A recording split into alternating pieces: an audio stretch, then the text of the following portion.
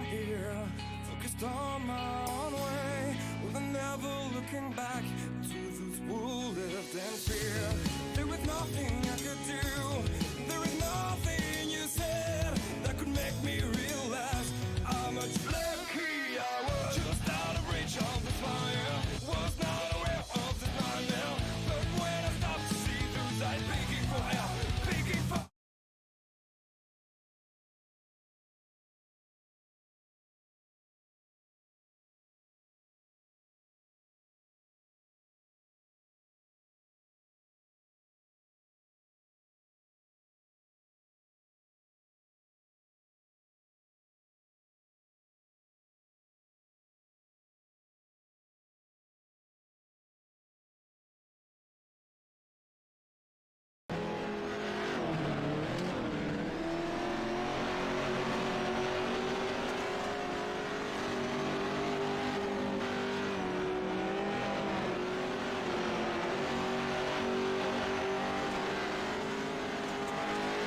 All right, good evening, folks. We're live tonight here with the Hometown Heroes. And I tell you what, we got some special things here tonight for our Gambler Motorsports pre-race show. I got Roger and John up here in the booth with me. Guys, man, it's going to be a good night tonight. Oh, absolutely. These trucks and the Legends car, it's going to be an action-packed night to get things started here tonight. Well, what you got here, Roger? I know we got a few drivers that you want to, get a talk into. We got some things going to happen tonight. And as people, yes, your eyes do not deceive you. Those are not dirt cars, but they are dirt trucks. They call them the jumpy trucks here. But we're going to see some crazy things with these things out here. Yeah, and we just pulled a guy up that's been out working, and he's a Cali boy, so he's from California, and I think these things run a little more out the West Coast. So Terry Landis, you got your ears on there, buddy? Yeah, go ahead, Roger. So how are they on the track tonight? How are things going? Oh, it's going pretty good. I just pulled it out of the hauler and got it on the track, and I'm only 14th fastest, but the track's a little worn out already, so I think we'll be fast. So you got these, you're running that low line just like you run everything else yet? I'll tell you what, these things you can really just lift the left front tire over a whole bunch of them on the low side. Should be fun to watch you. Yeah, I can't wait. Good luck. Should be a lot of fun. Yeah, well, thanks. That was Terry Landis. He's been a long time original member and I think the first champion we had when we started the league. So good to see Terry out tonight. Nice. There we go. Yeah, I've been trying to get John Short if he ever would come up on the penalty report, which he never does. Instead of giving Terry a heat EOL, I was wanting to give him a must run on the high side EOL kind of thing. Make him run top shelf the whole night. Yeah, that would hurt him more than EDOL. Yep. Well, John, you mentioned earlier that you came out here and tested these trucks a little bit. What kind of things do you think we're going to see here with these trucks on there? Now, I've done a broadcast before with a league that actually, did the rally courses with them and did a couple of the asphalt and dirts with them. So a little bit familiar with the truck, but what did you see when you went out there and tested?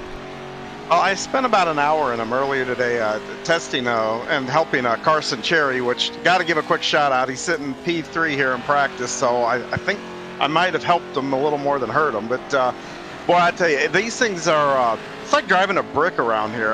They're just like a tank.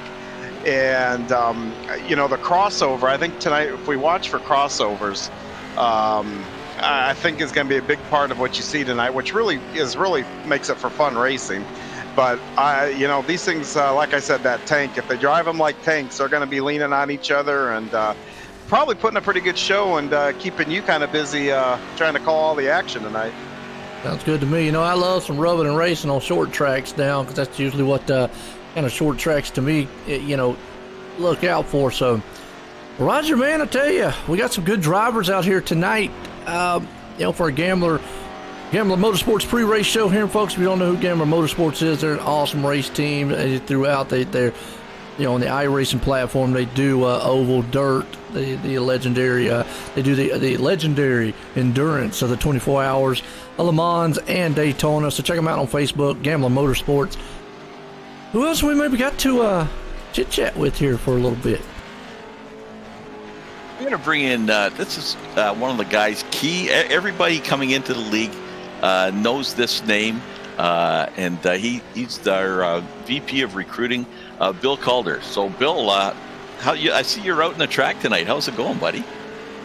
Well, I thought I'd give it a try, Roger. I've been bootlegging thing for too long. I got to start getting back into this. Yeah, I hear you. It's so Bill has been doing our recruiting, and all those posts you see on Facebook are a result of Bill Calder's work every day, pumping those things out. But he was laid up for a couple of seasons, 2 or 3 seasons, with waiting for foot surgery. So how's that foot working tonight?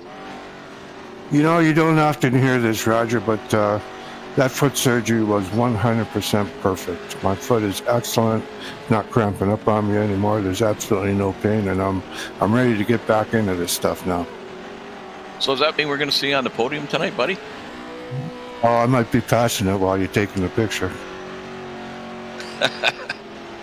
Yeah, okay. Well, good luck tonight, and we'll be watching for 325 and see how you make out. Well, thanks a lot, Roger. I appreciate it. Wish me luck. Good luck. Well, there you go. Hey, old Bill, man, I tell you what, it's good to see him out here racing. I know, Roger, sometimes you always talk about the older gentlemen in here and the age difference that it is. Normally in most leagues, the young guys are what dominate, but here in GForce racing, I don't know if the term, a lot of the older guys are what kind of dominate. Well, with one exception, Joe, and you know who that is. Yeah, I know. The mayor of Cedar Lake, and I issued a challenge. I did a Facebook Live post today, and was challenging young Lane Snook to see how he's going to do with these trucks and if he can handle them. But I know we'll be seeing him near the front tonight. That's for sure. Oh, absolutely, and I tell you, it's going to be fun. Just to see how well these trucks, get around here. I'm watching some of the practice right now, and the guys look like they're pretty stable as far as the trucks go. John mentioned there before, they're like tanks. Well, they're probably really tight. Not so much of a, sliding around. Now, these are the Pro 2 lights, and if I'm not mistaken, from my understanding, and I'm not 100% on it, I had to learn a little bit. The difference between the trucks is one's four-wheel drive, one's two-wheel drive. If I'm not mistaken on that, so I'm not sure which one this one is. This is the two-wheel drive. It's the free one, they guys don't have to spend any money to acquire that. That's why we've been running with these Pro lights. And the reason I bring that up is because then it's going to be a point of, if it's the two-wheel drive, it might be a little easier to throw that thing into the turn as opposed to you don't have those front wheels turning. With a four-wheel drive, and I know you've got a heck of a lot of grip, and that thing probably would plow like a truck going into the turn. It probably wouldn't slide I wouldn't think it would slide as easy, let's say it that way, going to the turn, as opposed to maybe the two-wheel drive where you can maybe kick it around a little bit. Yeah, these things, you can throw them into the corner and get them to slide a lot more aggressive than pretty much any dirt car that we have. I mean, like the 410s tonight, for instance, those cars will turn themselves. You don't really have to put a whole lot of wheel into it. And even the Legends that we'll see after this, it's not a whole lot of wheel. These things, you can really get aggressive on how your corner entry and how hard you throw it in there, and it actually, personally, I think makes it a lot of fun because you can just kick that back out and really drift through the corner with that power. Yeah, and I agree with you on that one. That's what I'm saying. I would be interesting on, like I say, we go back to the four-wheel versus two-wheel, because like what you just said, being able to throw it in a turn, you'd still be able to do it with the four-wheel drive one. But I would think that those two front tires would try to dig and catch. I mean, that's just naturally what four wheels would do, is to give you traction in there. So, but if I'm not mistaken too, the four-wheel drive I think has a tad bit more power So again, I was trying to learn a lot about what these trucks are because they fairly are new. They've been out for what? I don't know if it's been a year now. I think they've been out. When they first came out, obviously I did a league with them, and so I tried to read up a little bit on them. Yeah, I don't think they've been around that long. In fact, I've done a couple of like Crandon is a great track to go, and I haven't really used them a whole lot on the oval side. I think I've even done them once on an oval asphalt. It was a lot of fun that you can throw those cars in and then do the same thing, light the back tires up and drift through the corners and all that kind of stuff. So the four-wheel drive, I think you have a pretty interesting point. Boy, that would be it would be a little bit different in how you can drive it. Yeah, I mean, that's just physics, I guess. Yep. I mean, basically is between 2 and the 4. So over here with our Gambler Motorsports pre-race show. I'll get it out in a minute here, folks. But had a good one so far. We've got to talk to a couple of the drivers out here. Should be rolling into qualifying here pretty soon. Definitely want to give a shout out to iRacing League Manager for our they hold our standings and all. And really early in the season, but some guys, they still want to, concentrate on the standings and whatnot, where they are in points, because that's going to heat up. But if you're new to the night, Roger, what special we got here tonight? I know last week we did first responders. This week I think we got, what is that? I know you mentioned it earlier, and I totally forgot. This is Throwback Wednesday, so every That's time right. the legends come into town, it's Throwback Wednesday. So we've got them coming up next, and of course with them it's Throwback Wednesday, and everybody's we're coaxing everybody to get some throwback paints, and people can vote on their favorite paint in that session, and they can go to GForceRL.com, go to the Hometown Heroes page, and there's a spot there where they can pick the paint, as we call it, and the winner of that will get a $10 iRacing credit, and they will go in for the final 3 on championship night. The legends will be back for their 4th time. We'll have the 3 winners, and everybody will vote for the winner of the 3 winners, and they will get a custom-made T-shirt from Epsilon Sprint Wraps. So nice. Yeah, that's so. And then to finish the night off, we got the Scott Hurwitz Realtor 410 Bandits. They're back in town again tonight, and should put on a great show. Yeah, I like the 410s. Like John mentioned earlier on, you kind of just throw them in there. And, one of the good things that you can kind of do here, I've done a couple times, while I waited before the broadcast, starts up, is you can hit the little test button. You can actually go out and drive and kind of, don't have to worry about hitting anybody because you'll go straight through them. But I did step into the 410, and I could see where that thing just kind of just slides on its own. You basically just kind of control it in the turn. So kind of interesting there. But you already see right here on the track, I was watching some good 3-wide action happening right there. Guys are able to not get into each other. There you go, a little bump and run. So I was watching those right there. And with these trucks, as stable as they are, I think you're going to see a lot of that kind of stuff tonight. So buckle up, and as Larry Mack used to say on those NASCARs, pull those those belts tight one more time. That's what we're going to have tonight. There you go. Well, we're going to wrap it over here to the VRM Wraps qualifying session. VRM Wraps, a new sponsor coming on board here tonight, and if you want to look good on the track, check them out. They are a full service for all your iRacing paint needs there, and they got several painters across the U.S. who specialize in multiple paint styles across all car types. So not just dirt. I mean, if you've got oval and in the road course, they can definitely make you look good. Check them out on Facebook. VRM Wraps qualifying session here. See who puts this thing on pole here tonight.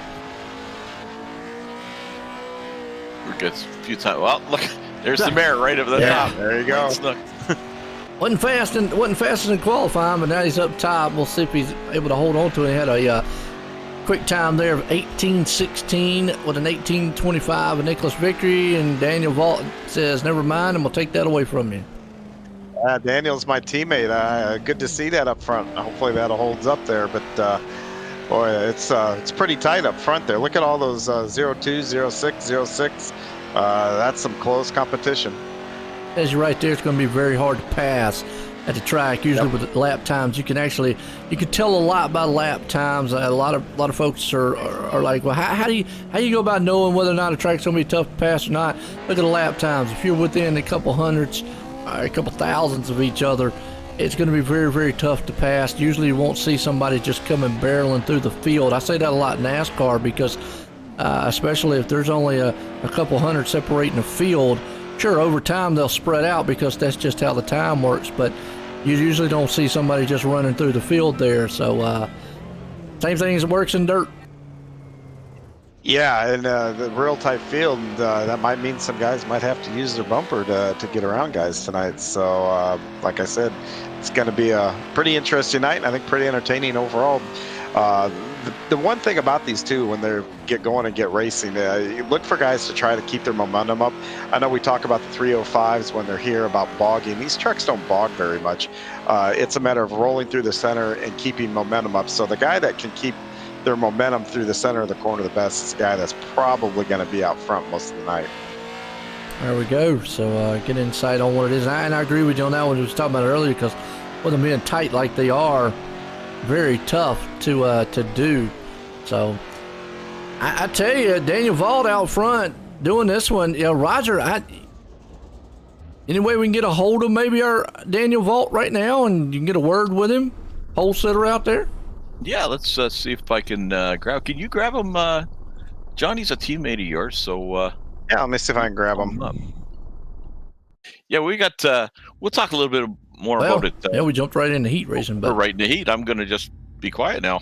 Yeah, well, I was gonna say if he wasn't in the first heat, we still could bring him up here, but he's in the first one. Maybe we'll bring him up here right after him. Yeah. Well, I'll tell you what brings us to A&J Custom Creations heat race number 1. Right now, and we talk about A&J Custom Creations week in and week out. Those guys definitely, Andy Patton does a outstanding job with his plaques and trophies. Check him out on GForceRL.com and definitely check him out on Facebook. But A&J Custom Creations Heat Race 1, who we got out front here tonight, Roger? On the pole, we got from Hamilton, Ontario, Dan McLaren. And on the outside from Fulton, New York, Kyle Parker with Spartan Racing. And then the mayor of Cedar Lake, 12-year-old Lane Snook, will be starting P3, and Dan Vaught with the fast time will be in P4. And then we got one of the big dirt mod drivers, AJ Albreda, and Zach Chapman, and Bill Calder, who we talked to, is going to be starting at the back of that pack. Absolutely, so looking good. I know it's kind of cool little feature there. You can see the fans on the back kind of moving on the car, or in the truck. That's kind of neat. Neat to see. And we need to point out Bill Calder's truck. I know the throwback competitions and the legends, but the Jurassic Park vehicle, now that's cool. Yes, it is. Fitting for tonight here. So get set to go green flag. We'll see who's going to put this one out front here tonight. Got a lot of great names. Now Kyle Parker there. I wonder how comfortable he feels in one of these things as opposed to, the 305 or, we know how he is in the super late model. Well, Joe, we run a matinee league with these jumpy trucks, as we call them, and they run a few dirt tracks, and they'll run their normal, the dirt with all the jumps and stuff. And Kyle's been pretty. He's been right at the top of that, so he's in a comfort zone here. Okay, sounds good. Here we go. Dan McLaren out front, Kyle Parker there along with him. Daniel Vault, we was talking about him putting it on pole earlier tonight. Lane Snook here, who has pretty much dominated the series. Struggled a little bit last week. He won one of them though, but the other two not come up just a little short on him. We'll have to see how well he does here in these trucks. Zach Chapman, AJ Albreda. I think that's right? That's right. Yep, we checked with it. Yeah, that's right. We were talking about that last week, and actually we found out we were saying it right all along. So Bill Caldner, they're going to round us out in 7th. There we go.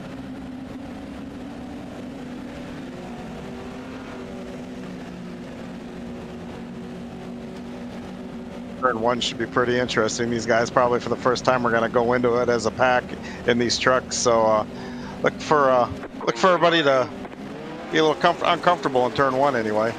See what happens here as green flag flies in RC 3 wide action. Top 4 goes to the feature. 4 wide coming in. You can do it.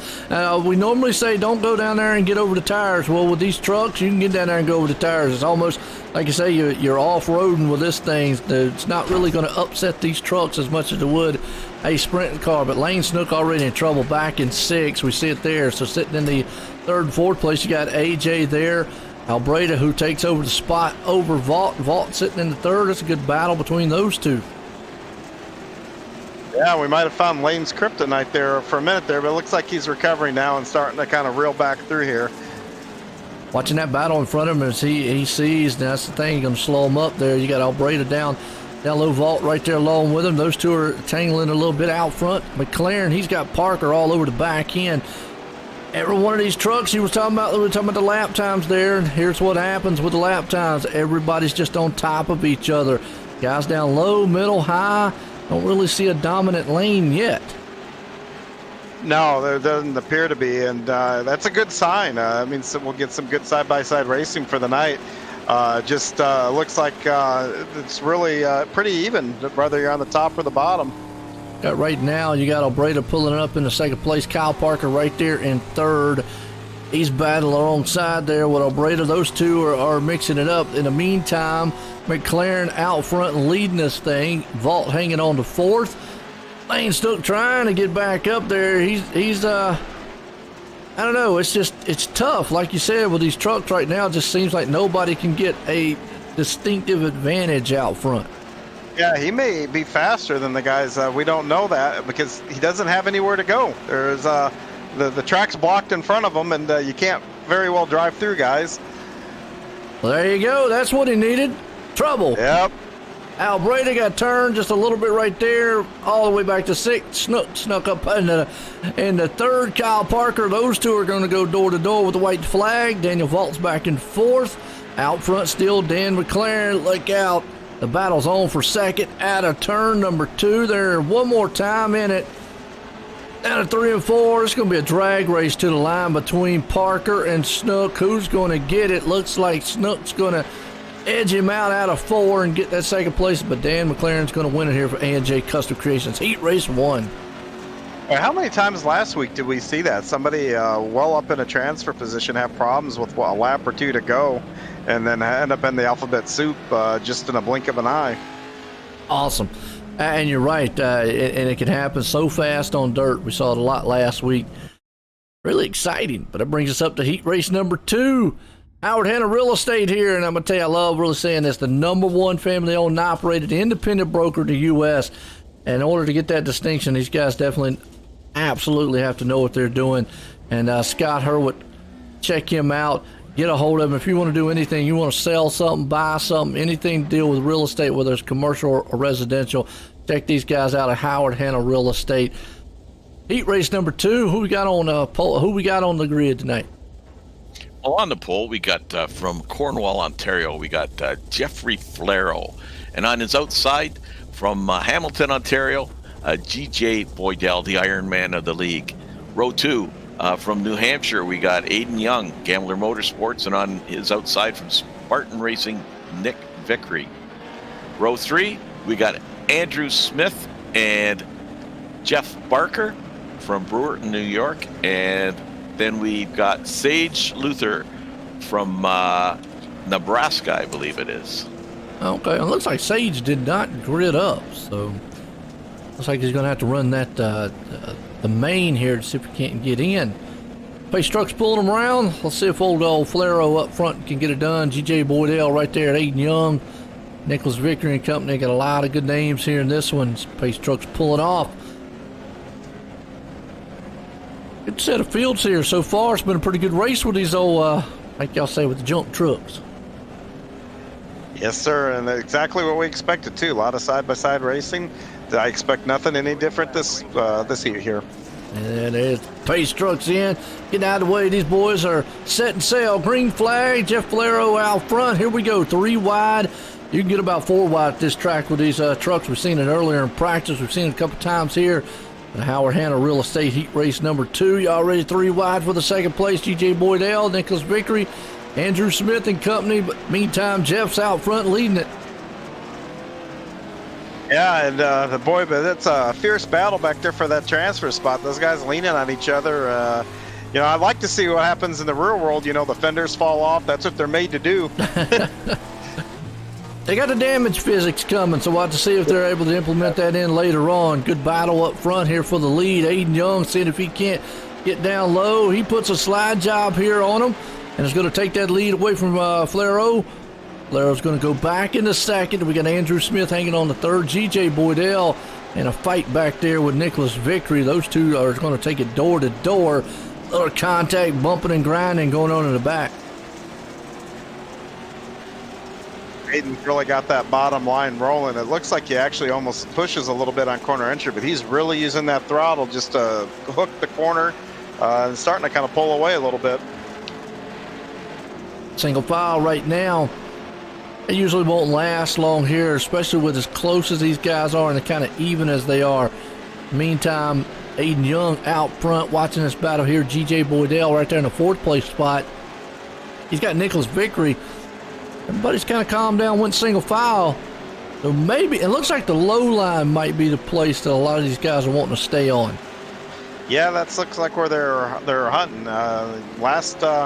Last race they were up top, so maybe they found something come in here temporarily. Right now we got a nice side-by-side battle for third.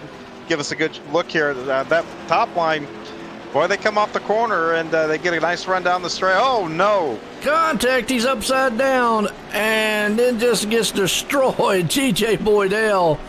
Wow, I was watching that one, and unfortunately he climbed the wall. White flag one more time for Aiden Young out front. He's got a pretty good lead over Flero right there in second. Nicholas Victory.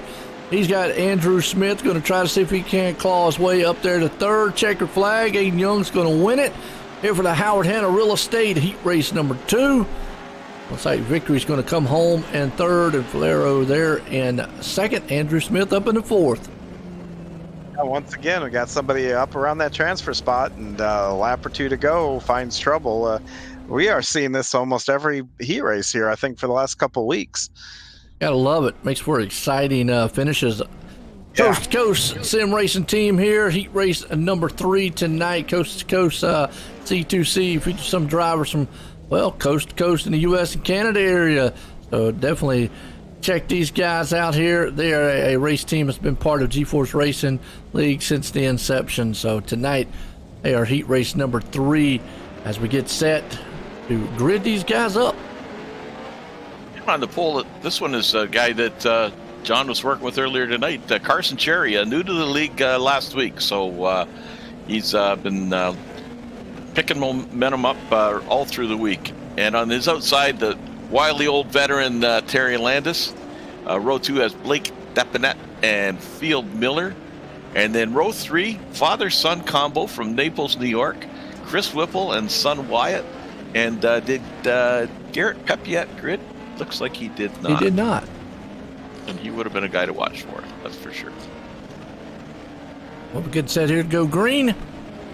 Carson Cherry out front. Landis right there along with him. Always like to see the family members. Like I said, Chris Whipple, Wyatt Whipple out there. Green flag. Phil Miller, here we go. Green flag. We're racing here. 3 wide up front already. A little bit of beating and banging behind them, though. You see Landis taking the lead, and actually is back there between, looks like Chris and Depinet. Is that what you said? Depinet, yep. Depinet, okay. Up there in third place. He's actually going to try to see if he can't claw his way up underneath old Phil Miller, who's moved it up into second. He's looking low and got a car high. Hopefully we'll see. We got side-by-side for the front 2 and the third and fourth. Got action all over the track. Gotta love it. Like you said, right there first, Terry Landis out front, Miller right there in second, Blake sitting in third. Old Whipple says, I want that inside lane, and he's going to dive it down in there. No contact, but he was able to make that slide job move work. Here comes the crossover. He's going to try to get under him coming out, and just doesn't quite get it. Nope. Stepping it right there, trying to get on the inside again. Kind of maybe I thought he was going to get up there, maybe just put a little bumper to him. And And I think that what we talked about before, that's what you got to do. Maybe get up there and do a little rubbin's racing. That's what that old saying was. And, Yeah, it looked like he's struggling a little bit with that momentum. He was kicking it pretty sideways and scrubbing a lot off the fourth place car. But those top four are now in a transfer spot. This is also somewhere along the lines you gotta. I don't know if they're realizing that or not, but kind of be a little conservative. You're in the show. It looks like Miller and Landis are really going at her for that lead. Yeah, they are. They are. Boy, they're back and forth right now. Oh, Miller wants it. He's got it for a minute there. He's about to say, man, it's Miller time, and take it up front for the lead. Terry Landis sitting in the top spot. That's our coast-to-coast heat race number 3 here, and we have got a good one for the battle for the lead. And actually, one heating up for second, third, too. Now, look, leader up there, Terry, we were kidding earlier about him running the bottom, but he's on the top, and he's getting monster runs coming out of the corner. But it looks like with one to go, he's going to have to pick it up just a little bit to beat Field Miller back to the line. Blake went down there, hit the tires, got a little sideways, came up, got it right into the side of Whipple. Whipple was able to hang on to that thing and still maintain in third. But coming around, Field Miller's got the lead. He's going to win the coast-to-coast heat race number 3 here. Landis going to come home in second. Depiet there in third, and Whipple Chris is going to come up in a 4th place. A good finish here to our heat race number 3. That brings up our B main. Yeah, no doubt. That's some good action all night. B main. We're so used to seeing C mains the last couple weeks, but we're back to the B main tonight. That is right. We're in the B main, right? We're in the B main, and we're in the B main. Nobody goes home tonight. That's the last few weeks we've been sending half the crew home. It's been feel bad when that happens, but on the pole here we got Zach Chapman, and he's outside from Brewer, New York. Jeff Barker, and then Wyatt Whipple.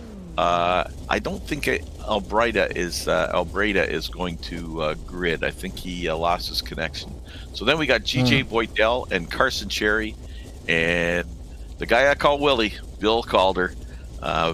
Known Bill for years and years. So I think that's about it. I think everybody else did not make the grid. This is a good opportunity. Watching right now and seeing, sometimes it takes them a minute. It looks like Sage, Garrett, Albreda are the ones left to grid it up here. And it's like this is a good opportunity for them, because when nobody is going home, this is a good chance for you to try different lines out, figure out what works for you, what doesn't work for you. You really use this as a glorified testing session for that feature a little later. And I'm with you. I've said that a million times on several other ones, that when like you say, well, I'm kind of guaranteed in the feature, and you're going to. You have to run the Constellation anyways. Why not use it for a test session, see what line works, and so, because that's really all you can do as far as fixed setup. Now, open setup, you can use it and say, well, okay, what I need to do adjust on my setup. But when it comes to the fixed style, it's pretty much okay, what line do I need to use? How kind of work on your racecraft a little bit, driving more so than anything. But Zach Chapman out front, Jeffrey Barker there along with it, Wyatt Whipple, Carson Cherry. GJ and Bill Caldner. Here we go. Green flag's about to fly. SBGC 3D printing. B main, green flag out front. Chapman gets a good jump here, but they're still 2x2 door to door coming out of the turn. And a little bit of contact. A lot of beating and banging. Yes, sir. They get it all sorted out. They're coming out of 3 and 4 now, so that's good. Those trucks can take a licking and keep on ticking, like the old Timex commercial. Absolutely. That's Bill Caldner in his T-Rex machine, Jurassic Park.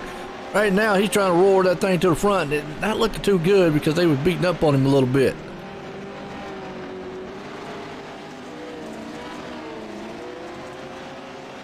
He's out here digging. I like that.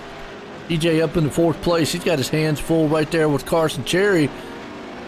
As looks like Carson had to kind of get out of it a little bit. Usually when you see trucks don't look like they're rotating that well. Yeah, it looked like he kind of over-rotating, got a little crossed up on his counter steering there, and it was a good catch by him, though, and Boydell definitely took advantage of that and got around him. one thing I'm noticing, he's driving that thing. The last couple of laps, he's driving it more like you would on an asphalt track, not really sliding it going into the turns. Just kind of, there he's put a slide on it. But a couple laps before that, I noticed he was just kind of going a little bit straight in, and kills the momentum. Old Codner, was around. Ouch. I'll try to get that thing squared back away here, as here comes the leader. Zach Chapman and company. Is Jeffrey Barker still out front? Those two guys, here nose to tail, and you can see them right down on the bottom. I mean, you can run over them tires with this one and not really upset the truck. And the legends, if you do that, you're going to go upside down and up the track. Absolutely. Well, see right now, Chapman hanging on to it, Barker right there behind him. And if he can't close the deal here and take it away, we've got our SBGC 3D B main here. It's a good one so far. GJ Boydell hanging on to the third place spot. Carson Cherry right there.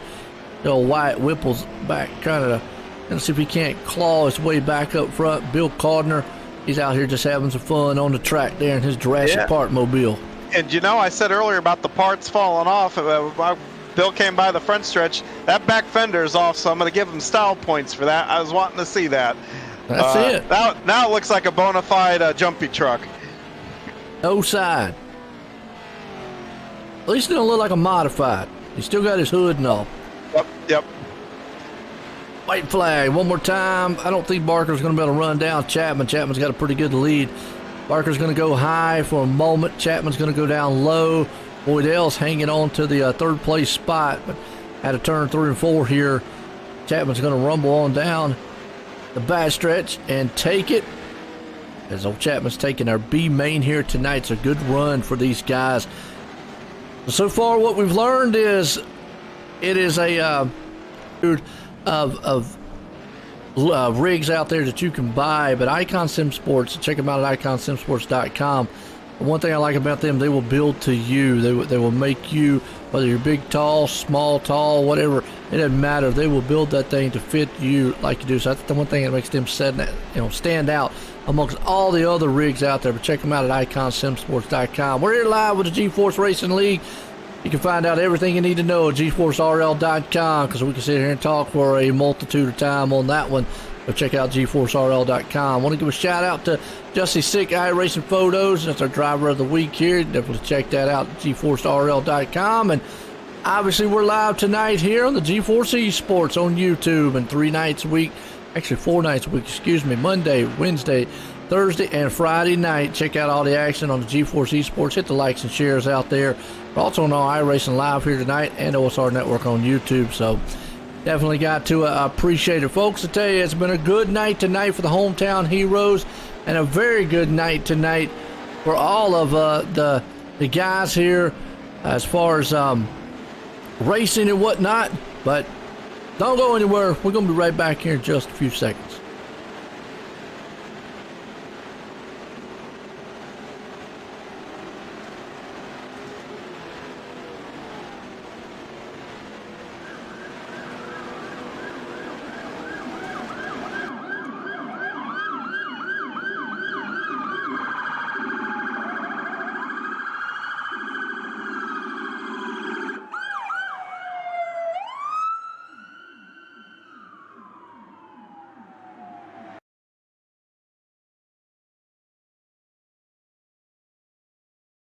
Oh, say, can you see by the dawn's early light what so proudly we hailed at the twilight's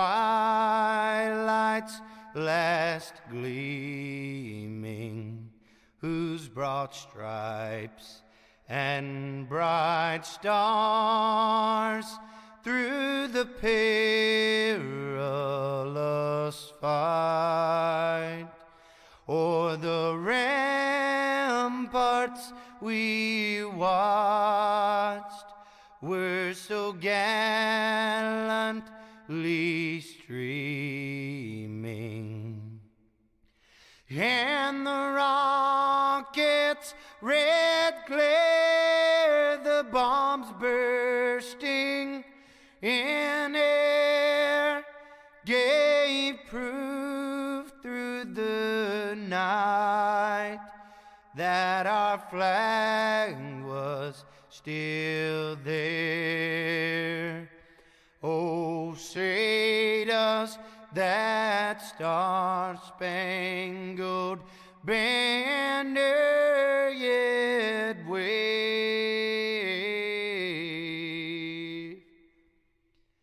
o'er the land of the free and the home of the brave.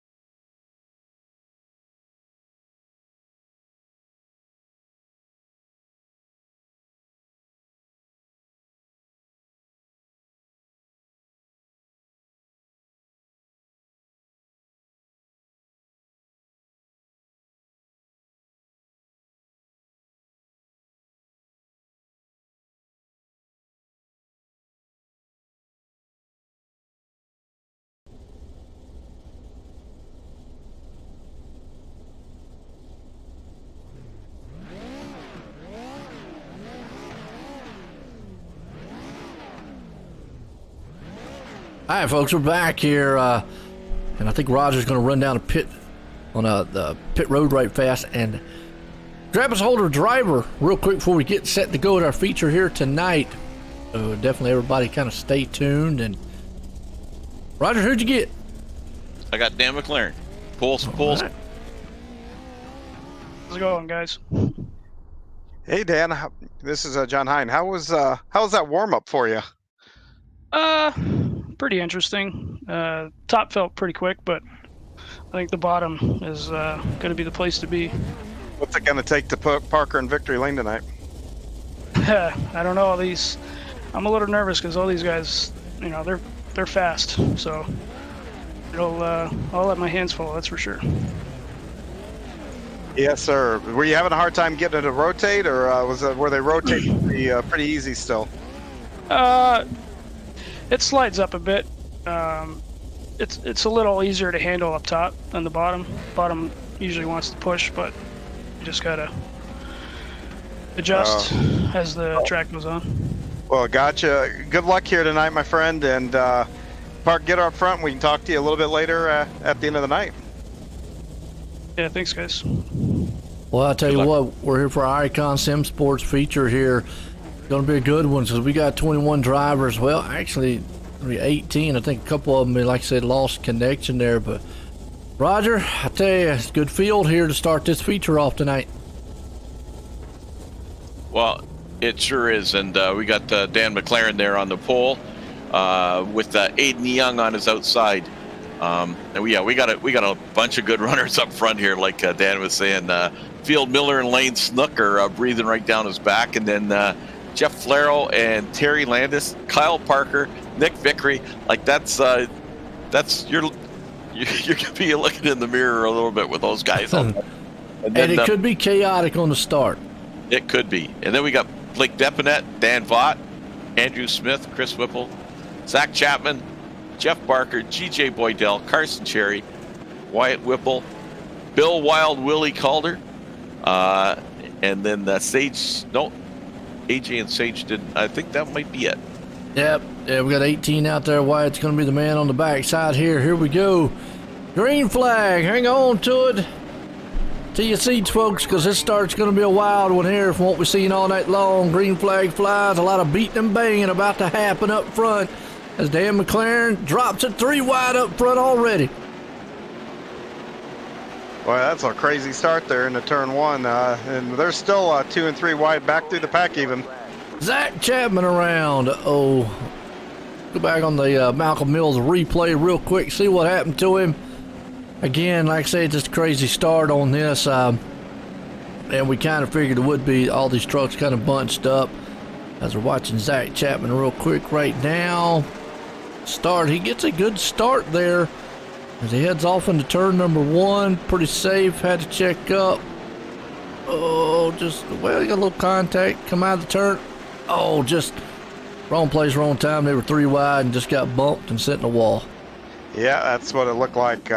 Jeff Barker was kind of the meat in the sandwich there and moved down a little bit, and there's not a whole lot of contact that sent him around. Just one of those racing things. And good news is these trucks, like I said, they're like tanks. Zach's going to be able to get right back up on the wheel, and now he's got the opportunity to pass a lot of cars, so I'm sure he can do it. What if we're going to go single file on these trucks? Looks like they might be. They didn't get a lap in, so that's what I'm going to guess, that they probably will go single file here for the first this particular restart. Sounds like a good one here. Icon Sim Sports feature here tonight, and obviously the main sponsor for our hometown heroes. I want to appreciate the guys coming on board. Definitely doing an outstanding job. I want to appreciate all the sponsors out there throughout. Like I say, go to GForceRL.com. You can check out all the information. Green flag flies. McLaren out front, Aiden Young right there in second, Phil Miller. It didn't take them long to already try to go 2 wide up front. Laro way there along with it. Snook hanging on to the 3rd place spot. Snook's the only one up there on the top side. Yeah, he is, and it'll be interesting to see how well that runs as that cushion gets smaller and smaller as the race goes on. But right now, man, he is getting runs coming up off these corners, so that looks like it's working for him here early on. If it's a little tight, Aiden Young went up there and blocked him 3 wide for the 2nd place spot. Oh, this is going to be interesting. Snook is kind of like that meat in the middle of the sandwich there as he was able to hang on. Good battle between Young and Snook there for the 2nd place. And I still think that high lane's a place right now might prove to be the place to be, because as soon as Snook went down low, he's losing momentum. Yeah, it looks that way, but I fully expect the bottom at some point to be quicker than the top, and might even go back to being top dominant towards the end. The fast lines tend to move around a lot here, so these guys are, while they're trying not to hit each other, got to figure out where to be on the track at the right point in time. No doubt. Still Snook up top. Phil Miller there's getting him all he can handle on his back deck lid. Go back here, Kyle Parker and company with Nicholas Victory, because they got a good shuffle going on. That's around about the 5th on back spot, 2 by 2 and door to door there. Not a lot of little contact, but they could kind of, that's what you were talking about earlier. You could lean on somebody here on this track, and with these trucks. Yeah, the battle right now between Lane and Phil Miller there, they've been side by side here for the last 3 or 4 laps. And it's just like one gets an advantage one lap and one gets an advantage the next. It's excellent racing. It is, and that's what we was looking at lap times earliest. The unfortunate side is they're so close. So, yeah, like one lap, one guy's got the advantage. The next lap, another guy does, which makes it outstanding, like you said, look-wise. As far as, on the track, Victory right there, a little bit of touch and go with the Kyle Parker, Jeff Laro in the mix, 3 wide again, almost 4 wide, Depiette. I've been watching that group, and that's the proverbial hornet's nest right there. That yes. Group. They're going for it. Gotta love it. Great racing right there, but just nobody can get the advantage on either one of them. They're all kind of dead even in a heat here as they coming out of it. Still Flaro there in 6, Parker there in 7. Meantime, McLaren out front. That's Bill Cardner. A good job staying down there on the bottom. Aiden Young looks like he's trying to claw his way to try to catch him. Snook's there in 3rd. Phil Miller still there in 4th. But the battle's still on back here around about that 5th, 6th, 7th place spot. Yeah, and it's, from the seat, you're always like, man, just come on, just let me have it. But in the same token, you're having all kinds of fun. It's definitely a double-edged sword being back there in that hornet's nest like that. Keeps you busy. Yeah, Caldner right there. Good job. Got down low for those guys as they almost just ran up on him really quick. Usually sometimes that happens with the lap traffic. Here comes another machine down low. I think that's Daniel Vaught coming into the mix. So now we're ended up with about a 6-truck battle here for this in that middle of the pack. I mean, the top runners have pretty much single filed out, but boy, these guys behind them, like I said, that hornet's nest, it's a buzzing, Joe. It is right there. Now you see a little beating banging in the middle. That's all Pepiette right there in 7th. In 7th, as Nicholas Victory goes down low. Daniel Vault's coming up in. Falero moved back to 10th. Meanwhile, Lane Snook took over the second place spot over McLaren as Aiden Young is taking the lead. And I think lap traffic might have had something to do with that pass. We're going to see what happens as a yellow flag is out. Terry Landis, go back on the Malcolm Mills replay, see what kind of happened to Landis here. They was actually getting into some lap traffic. Oh, he just got up into the wall, and then, well, I tell you what, dead turtle on the track. Oh, He slid that thing all the way. Yeah, the Cali boy went surfing all the way down that back street. He did. Wow. Yeah, Hope he's not in VR. Someone needs to tell him that wall riding's for skaters and out drivers, huh? Whew, it's trying to make a new way around the track there. He was testing out a new lane, see if it actually would work. Didn't look too good. And a new way to race, too. Upside down. I gotta say, Joe, I've been watching this middle pack like you guys have been commenting on it, but it's absolutely stunning racing. Like it's been like we're in lap 14. Those guys have been going at it since the flag dropped, and it's just incredible racing with those guys. Yes, it is. And right now it was heating up front as Aiden Young took the lead over McLaren. You got Snook right there who had taken over second. Unfortunate thing about iRacing and dirt, when they don't count the caution, even though Snook took over second when the caution flew, they gave it back to McLaren, which I'd be mad as a driver, kind of. Always, I get it, but I still would be mad as a driver. I've been mad at the driver many times over that. Yeah, I worked that hard to get around the guy, and iRacing says, I'm going to just give it back to him. So, but here we go. Green flag back at it again. Snook's right there on the inside. He's going to dig. In the meantime, those let Aiden Young get away.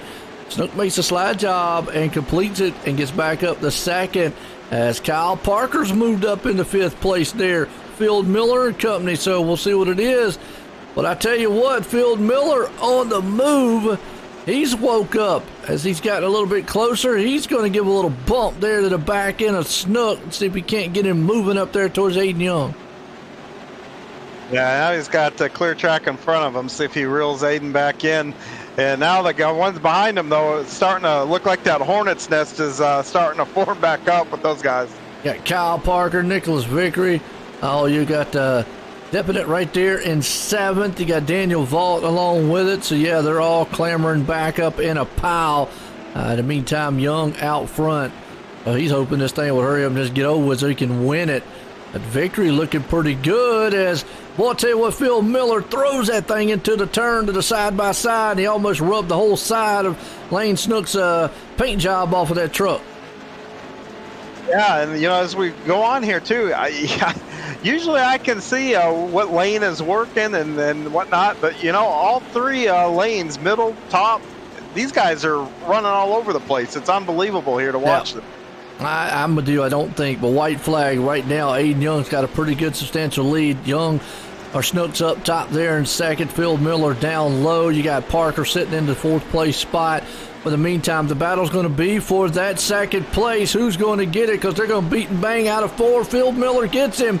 Coming out of 4, Aiden Young's going to win it here for our Icon Sim Sports feature here tonight for the hometown heroes. Miller was able just to bang his way into that 2nd place spot over Lane Snook. Wow, Yeah, what a finish. He used them up to get to that P2, but those trucks, they allow you to do that. But what a great race. When you said white flag, I was like, no. We got to run another 10. This is a great race. Awesome. Well, I'll tell you what, we're going to get some of these guys up here and get a word with them real quick. It's going to be a good night so far between them. Yeah, absolutely. Like I said, that was some of the best racing that I've seen. 3 wide, just constantly through the whole race. All right, we got a 3rd place man, Lane Snook here. Get a word with. Fast Lane Snook, Mr. Mayor. That was you did all right in that car. Take us a little bit around the race there. I don't know. It was kind of too even the pass, but I mean, everybody ran a good race. It was really fun racing these things, and I'll try to get them next time whenever they come here. Well, they will be back later in the season, so you will get your chance, Lane. And congratulations on that third place spot. And we'll be looking to see if you can repeat in the Legends coming up next. Anybody you'd like to thank? Yeah, I'd like to thank Velocity Designs, Vanderbilt Racing, Jesse, Brandon, Goldner, Moonin, Lacey, Fitzy, JP, Third Doctor Trucking, Battle.com, Powerhouse Motorsports, Wagaman Brothers, you guys for the broadcast, Roger and them for putting this league on, Universal Sediment Service, Echo and Howard Associates, Keystone Alliance, KKP, Keystone Recording Products, Fox's Pizza Den, Mexico Ridge Beef Farm, Snoop Dirt Designs, and the Old Hatchery. Well, that just about sums it up. And he's up in this podium so often he can just rattle those names off. So congratulations, Lane, and we'll be looking for you in the next race. Yep, thank you. Well, that's our third place man right there. He had a heck of a battle coming out of 4. Second place man here, Phil Miller. Hey, Field, John Hine here. What a finish there at the end. You had to kind of put a little bit of the side panels to work there to get it, but what a great finish. Yeah. I mean, he tried to put me in the back stretch wall a couple times there and took my nose off. So I was just like, well, I'm going to just stick it in there. And if he wants to rub doors, we'll make it even. But it's pretty fun. The high side in 1 and 2 was working really well. And then that slider, if you could do it, was there. It's just, some of those guys would run that middle and it just would block you from being able to fully get speed in 3 and 4. But it was a fun race for sure. All in all, what was the biggest challenge of getting the truck actually through the corner to do what you wanted it to do? Yeah, it felt like a dump truck for sure. It feels like the wheels don't touch the ground on these things sometimes, so you have to make sure you're turning it with the rear end, so keeping a lot of throttle in it on entry and keeping it straight on exit. Did you have that figured out from the drop of the green, or did you have to move around a little bit to kind of figure out where you needed to be? I mean, I never want to run the bottom. I always like to run the high side, so I'm always trying that up there. But really, when we ran the Race of Champions at Lernerville, that was kind of a test run for these things for sure. Oh, absolutely. I'd forgotten about that. Well, congratulations on a solid second place finish tonight. Is there anybody you'd like to thank? Yeah, appreciate it. It's been a while since I've been on here. All the Spartan guys, they're calling me who's that guy now, because I've been kind of MIA for a little while. But all those guys, they do a great job of racing in, night out, and Carolina Tea Company and Turn 5 Media. I think we got some other ones on board, but I'm not even up to date on our sponsors. So we'll move on to the next one. Well, they know who they are, right? Yeah, I hope so. All right, man. Once again, congratulations there on second place. That's Field Miller. There we go. Second place man, like I said, Field Miller right there. Well, this guy I'm going to run down here with the Epsilon Sprint Wraps. Victory Lane, Aiden Young. Joe White Booth, got a copy? I got you, Joe. Well, I'll tell you what, you got out front, and that was all she wrote. You just set sail. How was you feeling in that truck tonight? Truck was a dream. Well, hey, that sums it up. Hey, and you put in Victory Lane for the hometown heroes here and the jump trucks here. Yeah, I mean, I guess I could ask if there's anything else you could have done. I mean, because it looked like you had a handle on it there. Yeah, the basic thing was just being smoother than everyone else on the track. Well, there you go. Well, I'll tell you what, who you got to thank tonight for an awesome win? Thank Young Gun Creations, Gambling Motorsports, of course, everyone that comes out on this car, Mid-South Sports Report, and you guys for broadcasting, and Roger for having a great league. I tell you what, there you go, Aiden Young putting in Victory Lane tonight for the jump trucks here for the Icon Sim Sports hometown heroes. Folks, don't go anywhere. We're going to be right back. We're going to change over some servers, and we're going to bring you some legend action here. So don't go anywhere.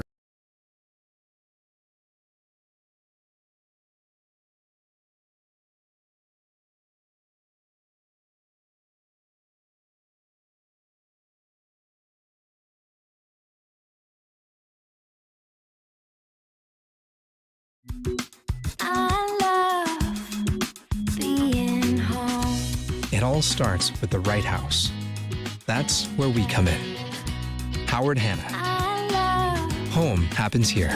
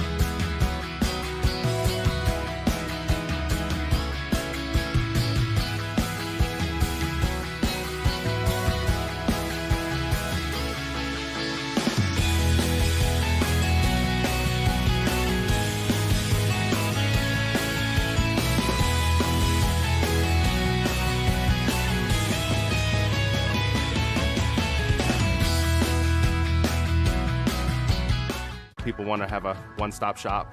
They need us for now all these different services, not just the heating and air side. When things are going wrong, you want the company that's going to be able to get things done as fast as possible for you. Today, we're going to be in over 600 homes. What the customers can count on is we're going to send a competent person to your home with a vehicle that's stocked and prepared. We're going to do what's right. Right now, we're waiving our $79 service fee with any Cool-Ray, Brightbox, or Mr. Plumber service.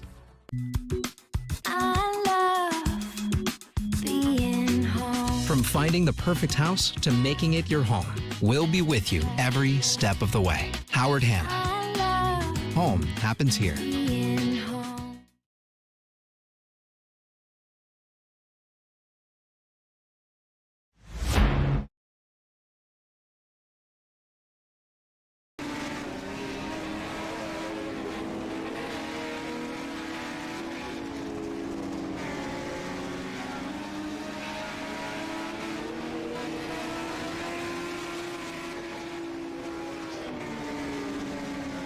All right, folks, back here, and now we go from big trucks to little cars, and I've always just kind of laughed and called these kind of like clown cars out here.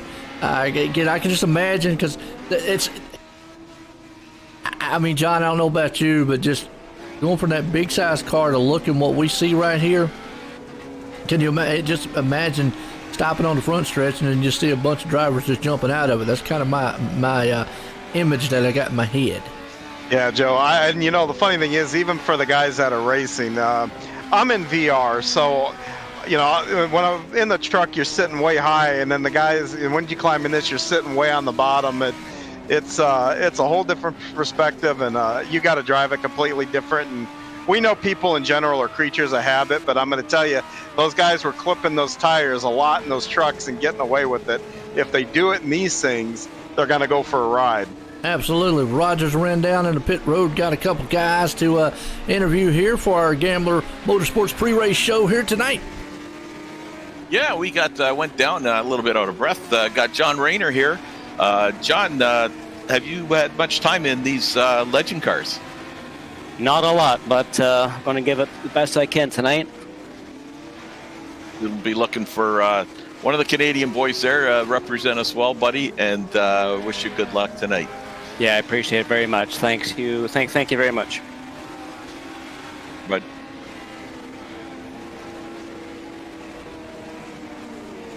and I got another one here, Joe. I got one of the old Wiley veterans, and one of the father-son teams. And son is a 3-time Renegades champion, but you know what? I'm always racing wheel to wheel with his dad, Barry Goldner. How you doing, Barry? Good, how are you? I'm doing great. I'm not struggling in the legends, so how are you making out down there? Getting better at it anyway. Knock all the rust off, I guess. Did you race the first night with us? I'm not sure if I did or not. Okay, so we'll be watching for you, Barry, and wish you good luck. You and I used to run together a lot near the back, and you've been moving. I don't know if you've been getting some lessons off your son or what's going on, but you found enough here, and way to go. We'll be watching for you tonight. All right, thank you. Take care. You too. Well, I tell you what, you know, it's just, I think that's going to be a good word to use, a culture shock, going from the trucks to these things here. One, I know that term, I use it a lot, man, in my NASCAR side of things. You talk about being a hornet's nest. Well, really, this is what it is. They sound like a bunch of bumblebees when they get together, all over around the track. And again, I call them the clown cars. Like it's just the image pops in my mind of, I could see when these guys stopping on the front or back stretch, and then all of a sudden a bunch of drivers just start going right out the doors. Yeah, it's easy to get a visual of that too. With their big shoes and everything coming out, these little itty bitty cars. But I tell you, don't be deceived by them. They move. They get around pretty quick. I'm gonna tell you, we're talking about throwbacks or paint jobs, Roger John. I don't know why none driver out here has not come out here with a red and white polka dot style car. like a clown car. So, I mean, there's an idea, guys, hint out there. Anybody's listening? So, I don't know why somebody hasn't thought of that. Yeah, just say it. That could win them a $10 iRacing. That's what I'm saying. Absolutely, buddy. You're giving away a great secret there. I mean, it just when we're sitting up here talking, it just popped in my mind. I went, it would just be fitting. This thing be dressed up like what a clown would be like, So, but anyways, there you go. If you're listening out there, next time it comes around, think about it. Well, they'll be back in another 3 weeks, and we'll see if there might be a whole pile of clown cars out there. You never know. What do you call it? The clown class, then. Yeah. But while we're talking about that, Joe, we got a couple of great. We got lots of great things coming up, but a couple in particular. Next week will be Autism Awareness Night. This is Autism Awareness Month, and we'll have a few people on to talk about that. But on May 5th, jumping down a few weeks now. That's Mother's Day week. Sunday, the following Sunday is Mother's Day, and in honor of that, it's Ladies' Night, and we're just putting it all together now, Joe. But we're going to have a Ladies' Night race. We're going to form up a league for them to join, and they'll be racing that night. Probably it's 305s, but I think probably street stocks, and all the guys can all those great wives. Is that going to build a hometown hero thing? I mean, you're talking about a different league? Okay. No, it's going to be hometown heroes. But what we'll do is we'll set it up as a separate league, because that way all the guys in this league that, their wives, God bless them, let them race all the time.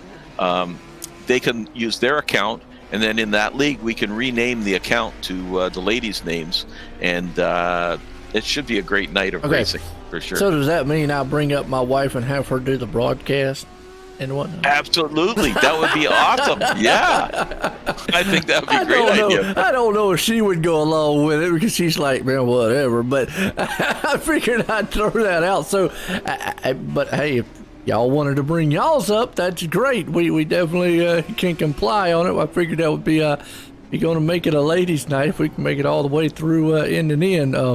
I don't know if I could talk my wife into getting on the mic, though, but I definitely, my youngest one, I've had him up in the booth a couple times with me before. My 14-year-old, he gets up here and he actually does a pretty good job on it, so I've had him in the booth, but that'd be a hard sell on my wife, though. She'd be like, what am I supposed to do? I hear you, man. I hear you. All right, well, I'll tell you what, it's a lot of great things coming aboard and coming up here, and the Hometown Hero, that's what it's all about, the Hometown Heroes series. It's not so much as we're sticking to one style platform or anything like that. It's pretty much, it's one track, but the different style series and different style cars, and it kind of helps everybody and fitting for everyone. It looks like we're switching it over here to our excuse me, I'll get it out in a minute. VMR Wraps qualifying session, and you just want to look good on iRacing in general, or tonight here in the GForce Racing League. Definitely check out the guys at VMR Wraps on Facebook. New sponsor coming on board, and they got a lot of painters that can definitely get you looking good on the track here. We want to definitely give a shout out to iRacing League Manager. They run the standings here, and obviously run everything. If you've got a league, you run a league, you do anything with a league, check those guys out at iRacingLeagueManager.com. And get hooked up. I know Preston Kramer does an awesome thing. He actually built the program and all for that. So, hey, easiest way to run your league and get everything looking good. But VMR Wraps here qualifying. Let's see who puts this thing on the quick time poll here tonight. Surprise, surprise. Yeah, Lane Snook already out front. We'll see if he holds on to it. Got a quick time there, 16:20, so he's about a tenth faster than Blake Depinet right there behind him. I hope I'm saying his last name right. There's a few guys down here that I'm looking at that haven't qualified yet, so they might give him a run. And while we're waiting for them to qualify, next week, Autism Awareness Night, we'll have we have the 2 house leagues. Basically, the 305 sprints are out of town tonight, but they're normally here. They will be back, and the Bandit 410s that will be here tonight. They will be back next week, but we'll also have the Renegades A division from the 360 sprints on Monday night. So we have 4 tiers of sprints that run, and this is our A division, and they will be here to highlight that night, and they always put on a great show. And by 1/1000th of a second, Josh Gerlach takes the top spot away from Lane Snook. Wow, with a 16:19 or 16:20. So just like that. Very, very, very close. Yeah, it doesn't get any closer than that. That really doesn't surprise me. Josh has been running our midget division, and he's been doing quite well in that, and always quick. And if I was to say any of these cars handle like any of the other cars, dirt cars, they're probably the midgets are probably the closest to these cars that you get from how they drive. Sounds good. I don't know if we get Josh Gerlach, yeah, he's drives for Dizzy Motorsports, so he might get Dizzy going around there tonight from Bondurant, Dizzy Iowa. Motorsports. Now, if you're talking about the Dizzy Motorsports I know of, which is Nick Cohan's team, I'm very familiar with Dizzy Motorsports. On the NASCAR side of it, now they do some dirt racing, I know now, for a while, because they're actually in another league that I'm very familiar with. So yeah, Dizzy Motorsports. If it's the one if it's the same one, which would be interesting if we get a chance to talk with him. It should be Nick Cohan's the owner of that one, and good group of guys there. So hopefully they'll come over and run. But heat race number 1, A&J Custom Creations. What can we say? Andy Patton just does outstanding craftsmanship and work. He does the trophies and plaques that he does. Check him out at GForce RL and at A&J Custom Creations on Facebook. But Heat Race 1, who we got here outside here tonight? On the pole, we got from Brewerton, New York, Jeffrey Barker. And on his outside, Gambler Motorsports from Shreveport, Louisiana, Dan Vaught. Row 2, we got Nick Vickery and Josh Gerlach that we just talked about. Row 3, a couple of guys we've talked to already tonight, the Wiley veterans, Terry Landis and Barry Goldner, and then G.J. Boydell at the back. Yeah, let me jump in here. In here too. Yeah, AJ and Customs. They do our trophies and do a great job. But I tell you, my wife got me one of his acrylic, and he can do up your race car and put it on acrylic and a light where it glows up. I've got one that's green. You go out to his Facebook, and he's got pictures of these things. And so if you not even just racing for trophies out there, if you want a nice little addition to your desk, go check him out. The really cool stuff there he has. I talked to him also real quick before I said we'll go grind, and then I was going to have him do one with my logo there, the one I have down at the bottom, and he said he could do it. I just need to get back up with him and have a chance. But you're right, I've seen some of that. It's kind of like an acrylic. I don't know what material he uses or what, a plastic or something. Anyways, like I said, it's beautiful. It lights up. So definitely go there to his Facebook or over on Facebook side of A&J Custom Creations. Check it out. He can do pretty much, as long as you get him a good picture or something, he can pretty much put anything on there. I don't know what the limitations are. That's something you'd have to talk to him about. But nonetheless, he does some good work. So yeah, the light really that I have. The light that I have on my sprint car is just really cool, really cool, and I did a real nice job on it. Awesome. And we got an ad we're going to add next week of his, and it will have that acrylic car of yours highlighted in there, John. So everybody will be able to get a good look at that next week. Oh, awesome. I've been actually thinking about having to order another one, actually. Mine, I accidentally broke it, stepped on it on accident, but when I was cleaning How'd you do that?